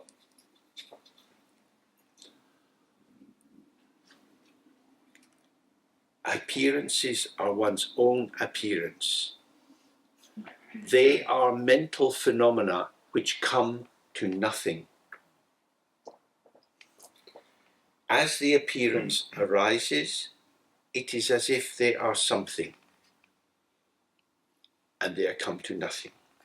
So, please take your right hand, raise your right hand, take your finger, and run it gently down your cheek. Ooh. There's sensation. come to nothing. It goes to nothing. It's there, undeniable. There is a givenness to the immediacy of this, but you can't catch it. You can't buy it. You can't sell it. You can't give it to your friends.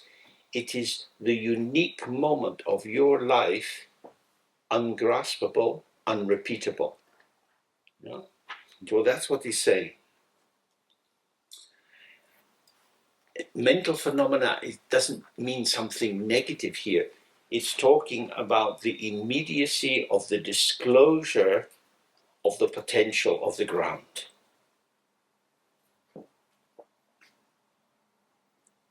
Yes, gone. Yes, gone. Yes, gone. When it's yes, it doesn't exist. When it's gone, nothing has been destroyed. It's unborn, and yes, not available.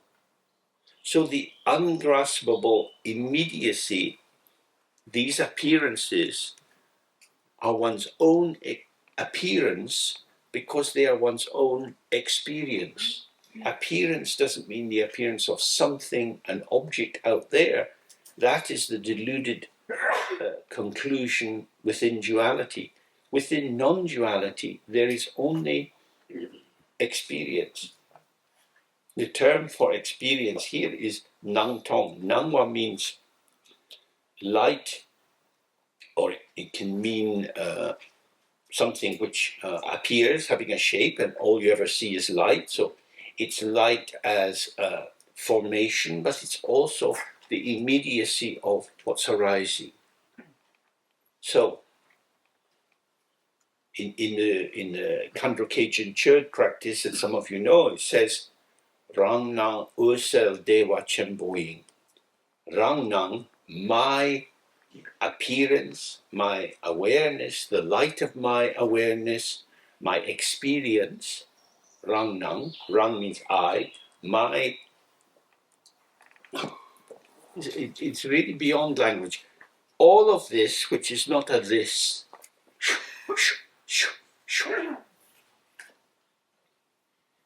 Rang, it's mine because it's arising for me. I don't know what's arising for you. I have no means of knowing what arises for you except through the mediation of you grasping your unborn experience, putting it in a conceptual wrapper and sending it to me through your voice.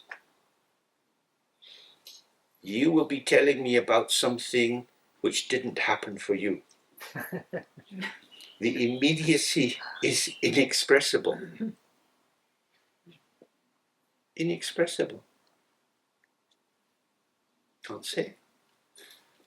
It's there, and it's there uniquely for you as it is, and then gone. Each of us is in the shimmering bright moment of unrepeatable this. That's what the texts call thusness, just immediate.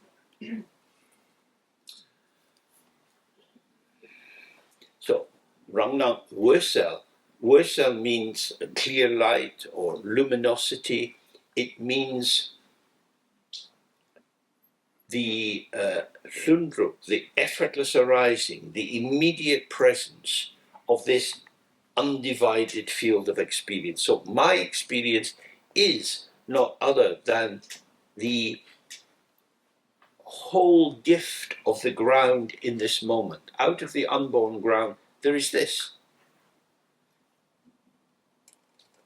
There is nothing other than this. Now, conceptually, that is not true. There are many places in Germany which are not here. They are somewhere else. There are other countries that are not here. There are other people who are not here. So conceptually, we can think of America, South America. You can learn things about South American countries. You can learn about Brazil. You can learn about the history of Brazil. You can learn about the history of Brazil before the Portuguese, and so on. There's a lot of concepts you can have, and they're all concepts. We're here. Even if you are Brazilian, you are here. Your Brazilianness has not been imported here. Brazil is in the mind. Brazil is always in the mind. If we all got together on a nice big plane and we flew across and landed in Brazil, we would each have our own experience. Where would this experience be being displayed? In the theatre of our mind. How big is this theatre? It depends. Sometimes it's very, very big. Sometimes it's very, very small. If you work in a laboratory and you have to look in a microscope, you get used to very, very small, highly focused worlds. That is the whole of an hour's activity, is maybe looking down this little eyepiece. Then you walk outside, the sky, there's birds, you see an airplane, children coming out of school. Same mind, same awareness. Sometimes the mind looks big, sometimes it looks small. Does it have a shape? Does it have a color? No. Or it does if you think it does. Because the mind is so nice. It's like a wish-fulfilling gem. If you want to believe nonsense, it will offer you nonsense. My mind, my mind is my brain. Great. Believe it? No. Consciousness, great. Do a PhD, get a little post in a university, go to the big conferences, write papers. I'm a specialist in consciousness. What is my mind? Well, you see this qualia, it's the hard question. So many things to think about. You have to keep thinking about the mind, but so many people have thought about it, and there's so many papers and so many books, and we're building this bridge, and it's going from my mind to the mind. So I want to establish the truth of the mind by thought. Now, as I read this very, very, very helpful paper that's illuminating, it's right in there, function of the amygdala. Now I see. I'm reading one word after another, because that's how my poor little eyes go. They go along the page, one word. I said one word. I'm like a fast frog, mental, boom, boom, boom, boom, boom, building up a picture. Wow, now I've got it. What have you got? Oh, let me look at the paper again, I forgot. It's only thought. It's only thought. As he said before, thought can only establish thought. It doesn't get to awareness. You get to awareness by letting go. If you think about it, you just get more thoughts. So, appearances are one's own appearance. This is your experience. There is no end to it, because it keeps coming. If you try to define it, it's not what you define. It's just this. If you are available, your experience will fill the space of awareness. If you are not available, if you are trying to step out of it and think about it, you will receive a sequence of thoughts, feelings, and sensations which you will package together, you'll construe into images of the mind.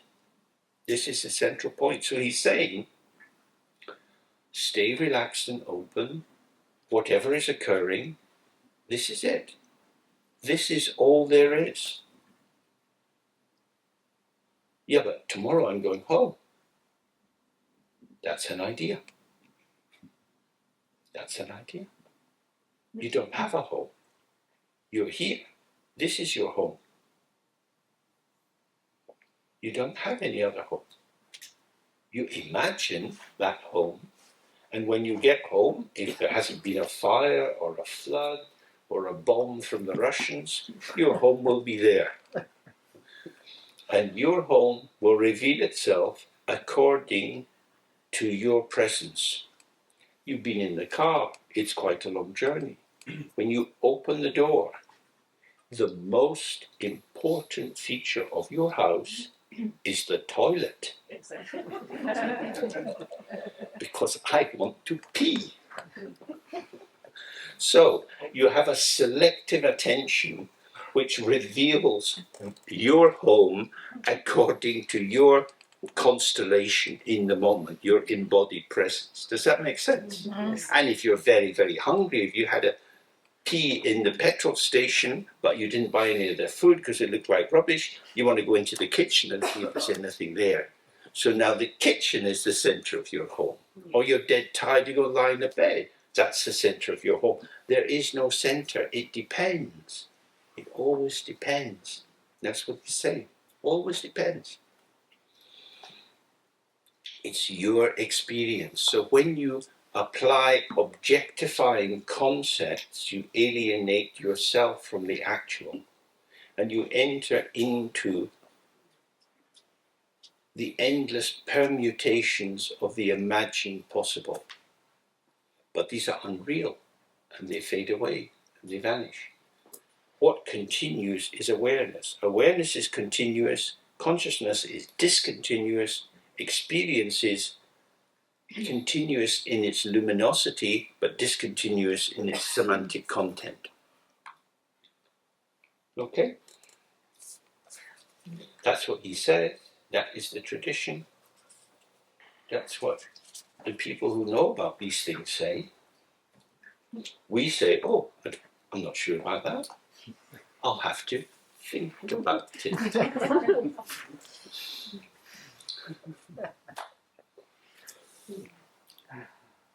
Okay, any thoughts about that?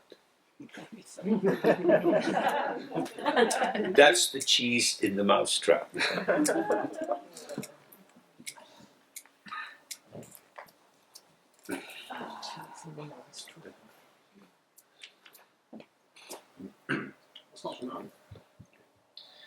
A question about the so-called outer guru. If you're my appearance, I'm somehow cutting you out of the picture. I'm seeing you, I'm listening to you. You seem to be outside of me. You have some knowledge I don't have. And when you're my appearance, I see no difference between the so-called outer guru and the inner guru. Mm-hmm. That's true. That's good news. That is good news. No, because when you conceptualize someone as different or as special, you create a form, and then you're back in the calculation that he was talking about. This one's up, and I'm down here, and if only I get what they give me, then I'll get to go up. And there's a constant movement. But this is happening for you. In that sense, I am your world. I am your appearance in this form. So this is our karmic luck, who we encounter in life. At this moment, there will be people in this world encountering horrible events. And that is, from the Dharma point of view, that's their karmic luck. And if the experiences are very difficult, it will close them down, and they may be in chronic pain afterwards and so on. And the luminosity becomes very difficult for them to have any sense of. And if we have arising in our world forms of lightness that bring lightness, and for some people that could be music, for some people it could be pain, for some it could be dance, or it could be people, or it could be ideas. Something provides a kind of leaven. It kind of allows everything to rise a little bit. That's why karma is very important. And they say in the general teachings that if you have a precious human life, you have a reasonably healthy functioning body, you live it in a time when the Buddha has come and taught that teachings continue, and you have the good fortune of coming in contact with the teachings. So this is the ripening of your potential. It always has to do with you, although you're not doing it. It's yours as this, not yours as this. Anything else? Any other thoughts?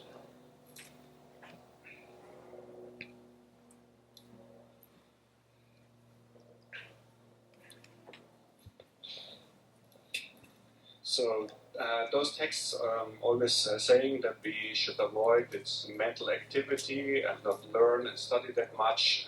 And yeah.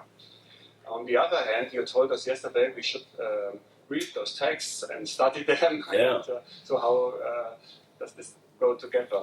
Okay. The traditional example for this used in Tibet would be that if you have a lump of butter and you want to keep it, you can put it in a leather bag. They use a lot of leather bags, and you hang it up. The leather bag's exposed to the air, and it's gradually drying out, and it becomes brittle. But if you take even a little of the butter and you massage it into the leather bag, it will be soft. So you could read a lot of books and get a lot of knowledge, and you would end up dry, because you would be a holder of knowledge, and you might debate and fight with other people and disagree with their interpretations. Or you could read these texts and take a little and massage it in. You think, appearances are my appearance. What the hell does that mean? Rub it in and rub it in, rub it in. And then you look, you have an experience. And you can say, I am experiencing this. No, that's a lie. The moment of experience, I can't say. Then I comment on it. And because I'm so used to commenting and reaching a conclusion and solidifying my experience of it, of turning it into a commodity I can share with other people, I start to realize I am a murderer. I kill each fresh moment. I eviscerate it, I tan the hide, and I send it out. What did you think about that? What did you think about lunch? Was it good? All that cauliflower? Might be farting later. Do you have a thought? Processed. Putting the spoon into that, for me anyway, delicious soup. What is it? Can we say? No. As soon as you talk about it, it's gone from immediate co-emergence. Not that the soup is a subject, but we might even say intersubjectivity, because the life of the soup and the life of your tongue have come together in that co-emergent moment. And then you think about it. And the thought about impression is a corpse of the lived moment. And when we see that, then it becomes really, really helpful. And for me, this text is very helpful for seeing that. So it's thoughts as vitality. It's just like the finger on the cheek. It's a kind of subtle massage. It's awakening us to the possibility of living in the ungraspable, so that we're not so heavy and clunky and graspy. And this is true, and that's wisdom. It is ungraspable, but we live with other people, compassion we have to speak. So I accept I cannot convey the inexpressible. So what is the function of my speech? It could be to help the other person relax so that they open to the immediacy of their experience. But it cannot be to give them what I got without getting it by giving it to them, because that's not possible. So now speech is compassion, which would indicate linking, connectivity, non-judgment, invitation, inclusion, softening. That if we are softer, we move with the feeling of it. You know that feeling if you go to the sea, maybe especially to the Atlantic, where you get big waves and you go into the wave and you feel it coming onto your body and you move with it, and it's so delicious, and you go, plunge into it. I'm moving with the moving. Or last night with some of the music, and you're dancing to it, and you're moving with the movement of the music, and there's nothing to say about it. So how can we facilitate our movement to ease other people into free and easy movement? Because we all suffer our, whatever we call it, neurosis, fixation, habit formation, which gives us this need to reassure that we are who we think we are by doing it again, commenting again, and so on. So there's a kind of mechanization of the self-production, the self-maintenance. So if we could just soften that a little bit. So that could be one of the functions of the study, to give us a sense. I got it fresh, and I want to give you the second-hand processed version and convince you that the second-hand processed version is just as good as the fresh one. Yeah? Tinned food is not bad, you know. Not bad. Tinned spinach. It's very good. If you want to have a curry with spinach, you get it by these big tins from Pakistan. It's all chopped up and mushed up. Bung it in, garlic, chili, and so on. Nice. It's not the same as fresh spinach. Fresh spinach, the bugger, you probably, if you get it from the farmer, you've got to wash it again and again and again. Still bits of sand in it, and eating it is grinding in your teeth. Fresh. It's got a different taste. Heat the pan, a little bit of butter, put the spinach in, no water. It's nice. Nice. Something to, when you get home, eh? The fresh is not the cooked. When we speak, I'm giving you cooked food. I'd like to make it fresh, but I don't know how. I move about, tell you funny stories and so on. I'm trying to get it as quick from the field onto the plate. But there's a gap. And that, I think, is our existential situation. So what we offer, we have to take out of the house of wisdom into the house of compassion and focus on the linking and the inclusion, so that that allows the person the confidence that they can start to relax and find their own way in. Because each person is having their own experience. Yeah? You can't do it for anyone else. So how we read is enormously important. You can build yourself a carapace, a suit of armor out of knowledge. And so what we're really concerned more with is knowing, the presence of knowing, being here, alive, connected, rather than the accumulation of facts of knowledge. Okay, let's do some sitting. So we can just relax into presence here. We want to bring our sense of hospitality.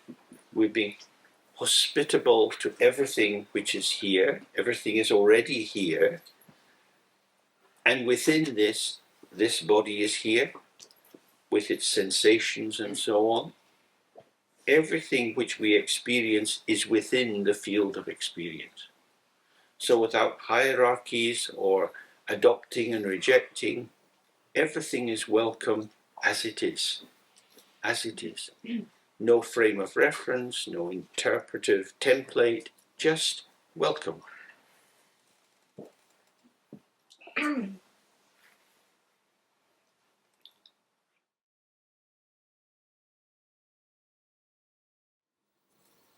Okay.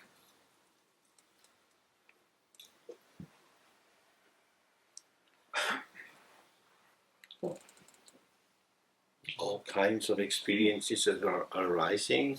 Some seem to be flowing, then some seem to freeze, and they take on a particular shape, and then there's a reaction to the shape, and then that dissolves, and then again there's flow.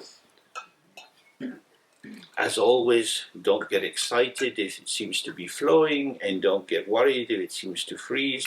Just stay open with the mind. However the mind comes, this is your own appearance, or this is the natural radiance of the ground as revealed in and as your presence.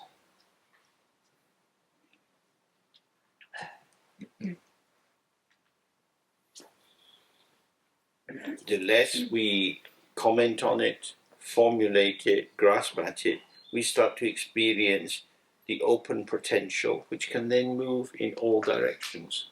So the dissolving of fixity of interpretation into the openness of the ground frees the potential to become the responsive gesture of compassionate connectivity. And in that way, wisdom and compassion come together. So, we can do another sip. Hot afternoon, what else is there to do?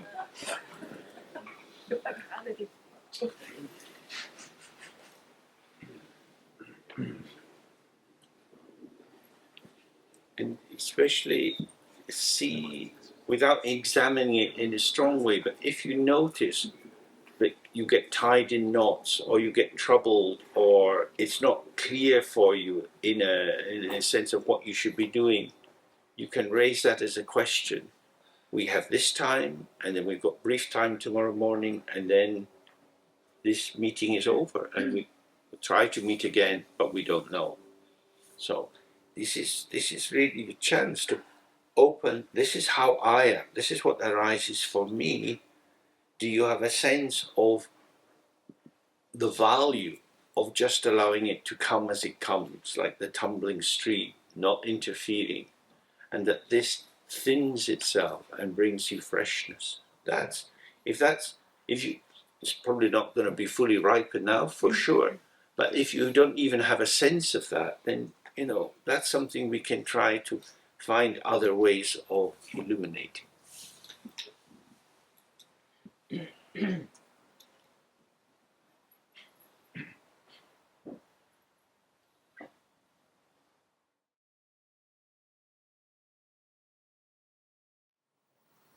Okay.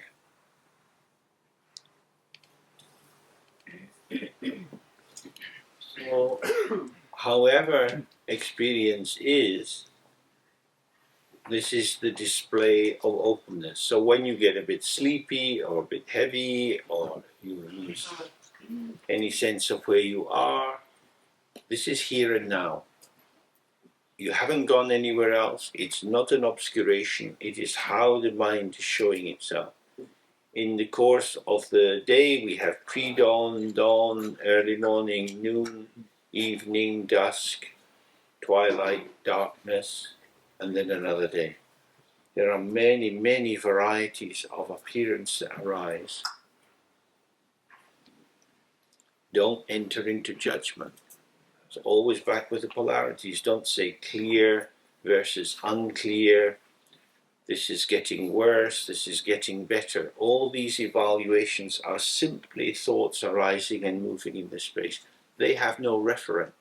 They're not referring to what happened, because that's already gone. So don't block the arising and passing of judgmental thoughts. Come, we go. Appearances come and go. Experiences come and go. It's just this. Just this.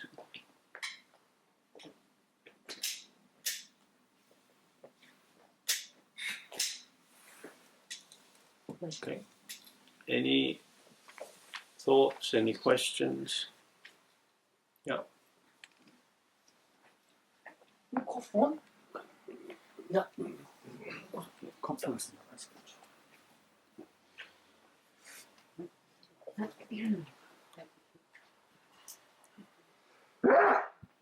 Yes.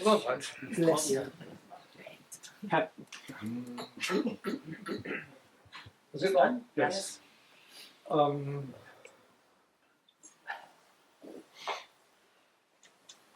Normally, I suppose there is some inner essence in everything.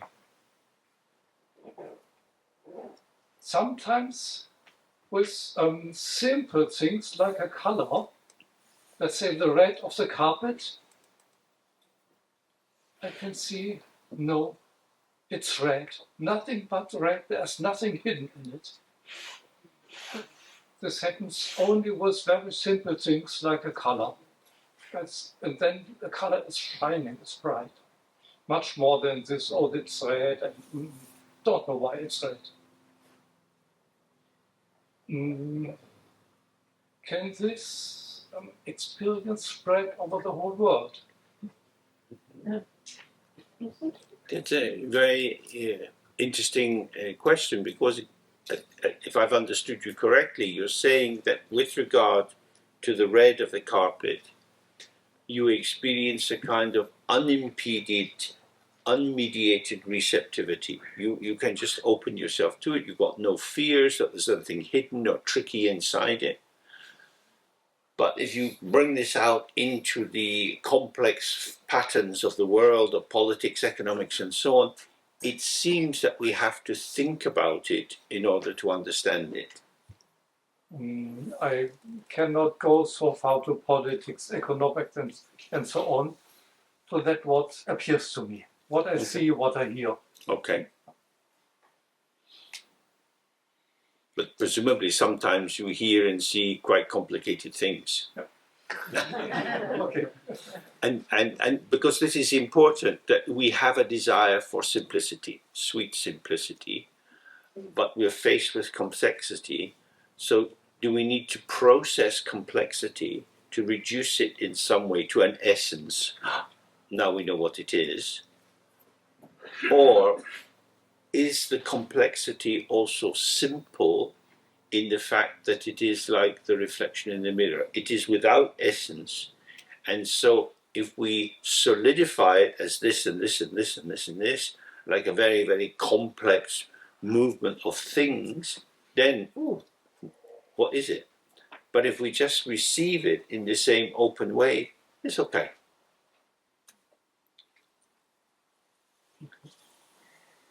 So, Zhao, you wanted to? Yes.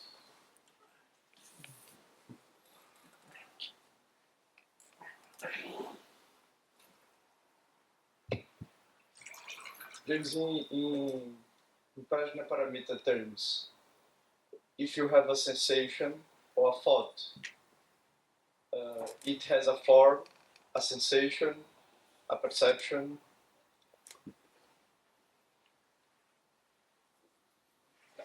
It's a question. Does it? Does your thought have a form?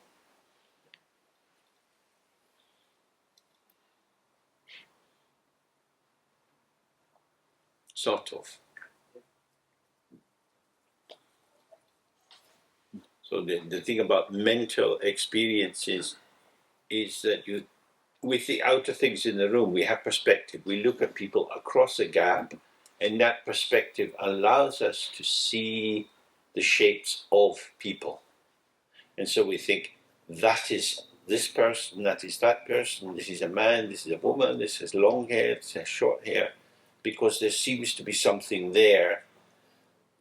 And then we relax our gaze, and it's all at once, and the shape, color is like a seamless flow.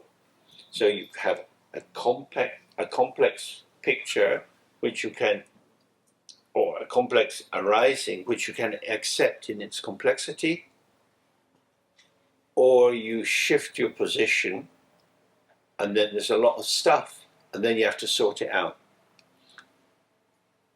So always we relax and accept and include. Accept in the sense of not interfere with. With thoughts and feelings it's more difficult, because they are more quickly vanishing, they are less precise, they are more like a little nudge or a bump that's moving around. But the issue is the same. However it arises, it is and gone. So if it seems fully formed, it seems to have depth, if it seems to have meaning, if it seems to have value, or it's intangible, don't do anything with it. of course, when we get up from the practice and we go out in the world, there are formations to be generated because we interact with each other in terms of formations. So if, once again this evening, we have holy soup needs holy bowl, holy plate is inadequate for the task of soup. So soup and bowl. So the perception, the pot has soup, the big ladle in it, so you would take the bowl. So that's a patterning of the unfolding of experience. We respond into the potential of the soup by having a spoon and having a bowl. You might also have a mental association with soup, that it's good to have bread with soup, so you then want to go back and get some more bread for the soup.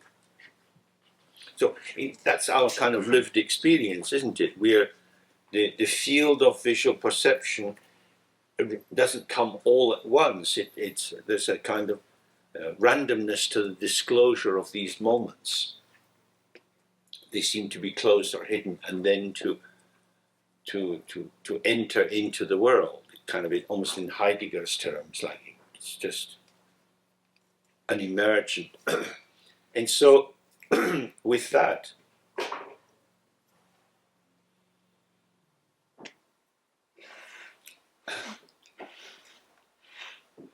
I'm working with pattern formation.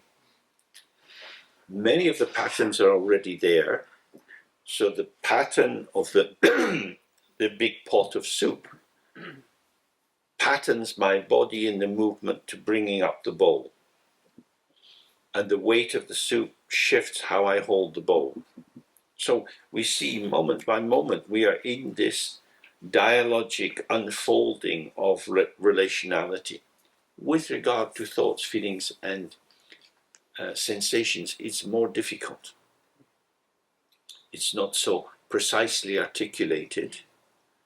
However, we have the same issue, not to come to a conclusion. And in some ways, movement in the what we call the external world is more difficult precisely because of the many invitations to see entities and to make patterns of entities rather than patterns of patterns. So when you lift the bowl, you feel the tension in the muscle in your arm, and then you realize you're holding the bowl the wrong way if the soup is hot and your hand is getting very hot. So then you have to shift it and hold it another way. This is patterns, isn't it? Patterns of sensation, patterns of weight revealed through tension in the muscles, shifting on the shoulders. We're constantly, with posture and gesture, arising, patterning with patterns. But with internal forms, the patterns are, in a sense, they're very wispy. They're much more obviously already vanishing. Then we have to trust they've gone. So there is nothing to get from them. They're just like a little gesture, a caress, a massage, just, well, I don't need to think about it. There's nothing to understand from it. Because if I become preoccupied with thinking about something and I'm ladling the soup, I am not mindfully attentive to the soup and it splashes on the table. This has happened. I have seen. So, soup here. I'm available for soup. Or I'm available for thought. But thought and soup together, people believe in multitasking, probably a bad idea. Especially if you want to have a sense of openness. So when you're with the more subtle, just be with that. And when you're with the more gross, be with that. When it's the time for the vitality of the senses as media of interaction, That's one thing. Or when we're sitting just open, the senses are a media of movement, not directed by us. But if you're going up the stairs and you're getting your food, there is a situation to be managed. So can the manager of the situation stay close to the patterning of phenomena without retreating into an ego position?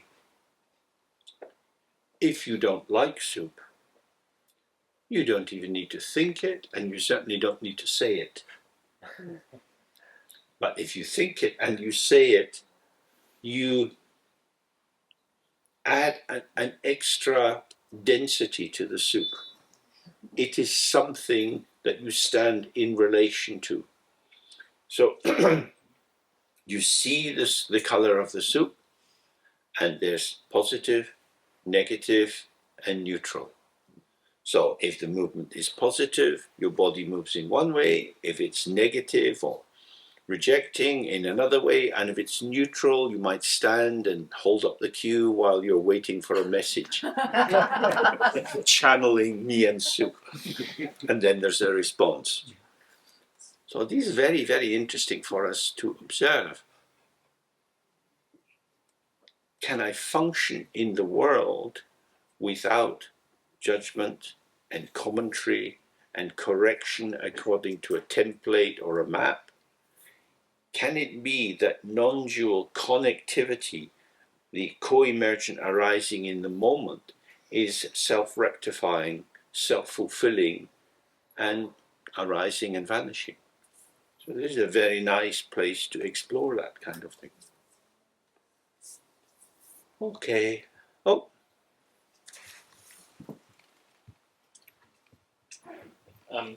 When sitting in meditation, sometimes there is a feeling of tiredness, yet still being awake somehow. So, for example, I realize sitting becomes very easy, and the breath goes more like in a way that it does when I start to fall asleep, but I'm not falling asleep. And there is an ease in that, but there is an ease in that, but there is also a sort of a tiredness. Like certainly the body becomes in a way tired. And so I just want to know, does this go in the right direction, or does this go in the direction of some sort of a passivity, like a more sleep-like state that is not yet completely fallen asleep? Who knows? I mean, you're having an experience and it's quite subtle. If you stay with the arising, with the emergence of the experience, without thinking about it, you will find either you move into sleep, or it shifts and you feel more awake, or you're more connected. So it's a transient mood or somatic feeling tone that you're inhabiting in that moment.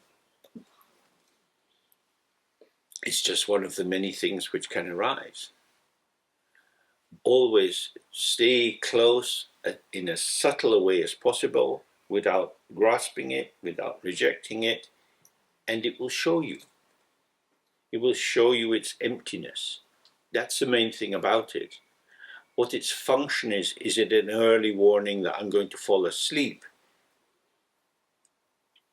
If you take it in that way, what you've done is you have a quality of sensation, and you're turning it into a sign which can be read, which can be interpreted, which allows you to make a plan, a gesture into the future. Oh, I'm getting sleepy, maybe I should get up and stretch, or whatever it would be. Don't interpret it. It is what it is. It is, rather more for our purposes, it is how it is. So if you're present with it, it will for sure start to change. If you align yourself into it, it may well become like a haze that takes you over. Because every arising thing is passing. It's for sure. what keeps a kind of stasis to it, a thickening to it, is our investment. So don't tilt towards it, don't tilt away from it. This is your present in the space of here and now, and this is arising here and now. Then you see. Yeah.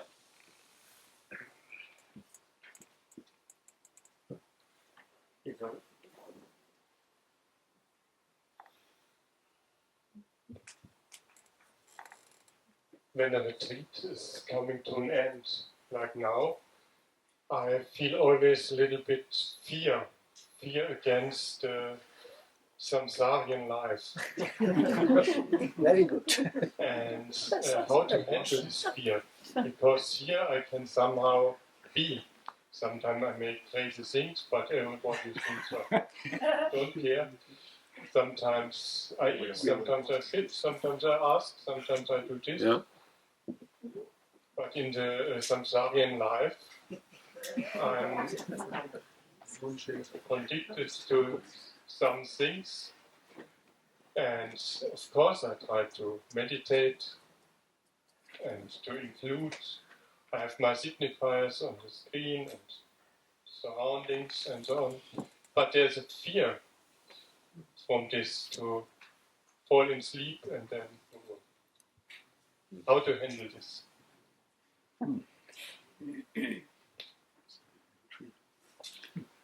They say that if you have no stress at all, it's difficult to mobilize in a clear way. But if you get too much stress, it becomes problematic.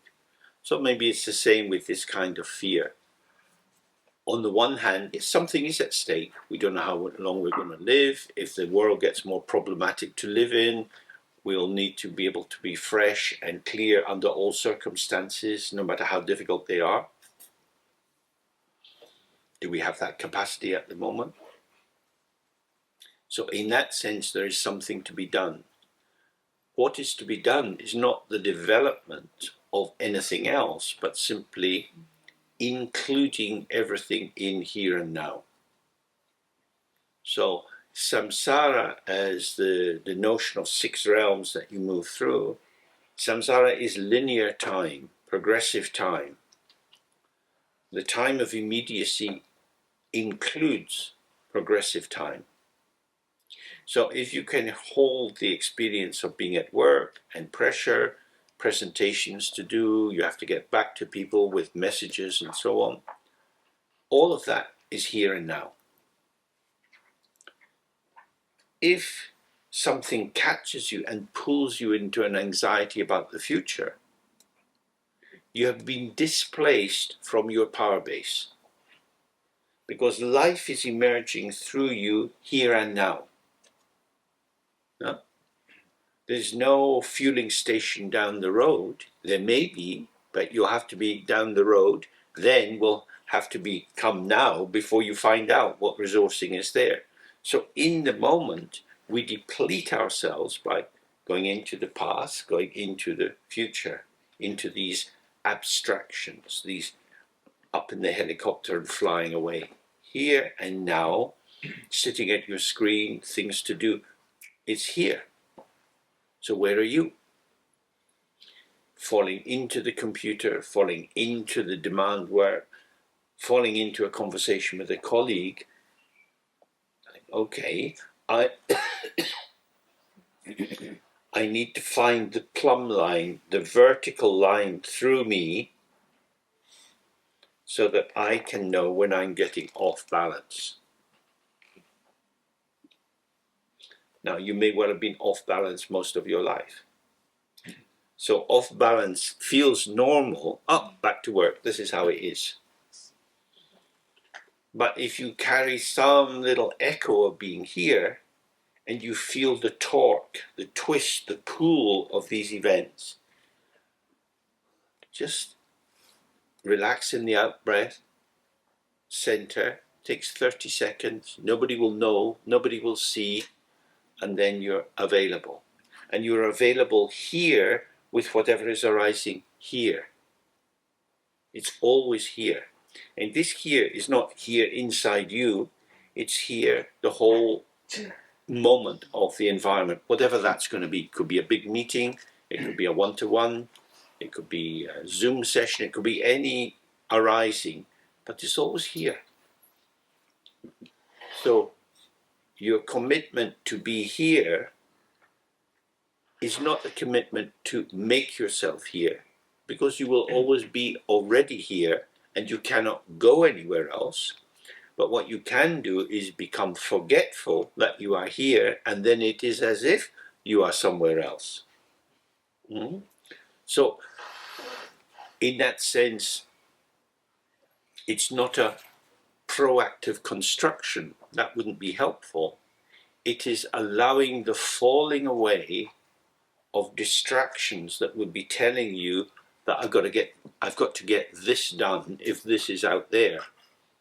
If it's this, if you've got some email, I've got to get this done, it's immediately here and you can respond. Or you can say this is for later.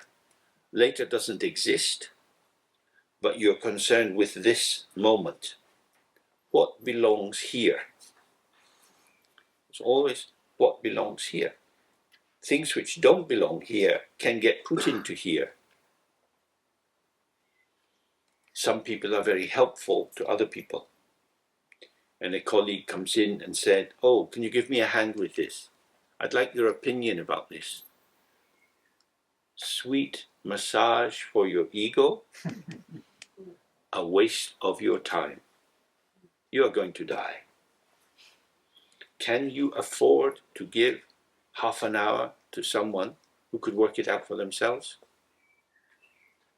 No. I am professional and I'm professionally unpleasant.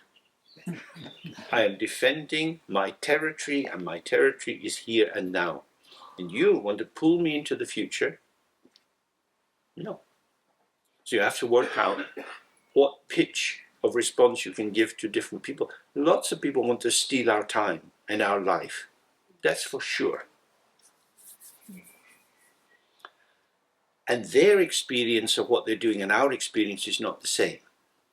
So this is why sometimes maybe the big guru like Norbu and so on, he's giving the teaching and then someone's got, and he probably feels quite good doing it. Hey, off we go. For other people, they don't get the experience of the pet coming up like that. They get it in their ears. You cannot give anyone else your experience. So you're always giving a second order communication to the other. Is that going to do the business? Maybe they need help just to come back to their first order presence so that they don't get overwhelmed by the task. Yeah? But you cannot give anyone awakening and you cannot give anyone the vital truth of the moment because your moment is not shareable. There is not one mind. We're not all in it together. We're all in the space together, but each person here has their own unique experience. Some people look a bit tired, some people look bored, some people are wondering why the hell they came here. There's all kinds of expressions moving across people's faces because we all have our varieties of pulsations of mood. So if you get too tuned into feedback loops from other people, you get taken out of yourself. Or maybe I should have done something different. Or why did I do that? Waste of time. Waste of time. It's just this. You cannot go back. You cannot change the future. It's just this. So all I can say is, if you are grounded and at ease in yourself, and you have a sense of the immediacy of that, you're less likely to be seduced into talking about something on an abstract level. I want a concrete proposal. What exactly is your problem? What is the difficulty in this? And if the other person can't define it, if you go into an exploration with them, why? Because they will have to, if it's their problem, they will have to deal with it.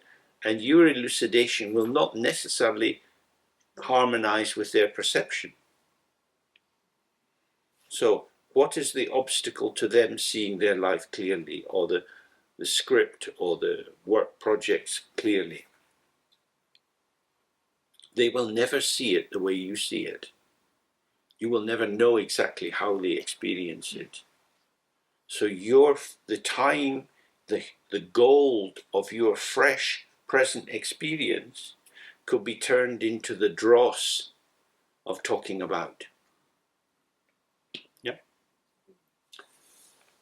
Okay, so we have a bit of free time. Apparently the food's coming a little bit later, but you can go and have some exercise or freshness outside. And then tomorrow we have moving towards the end.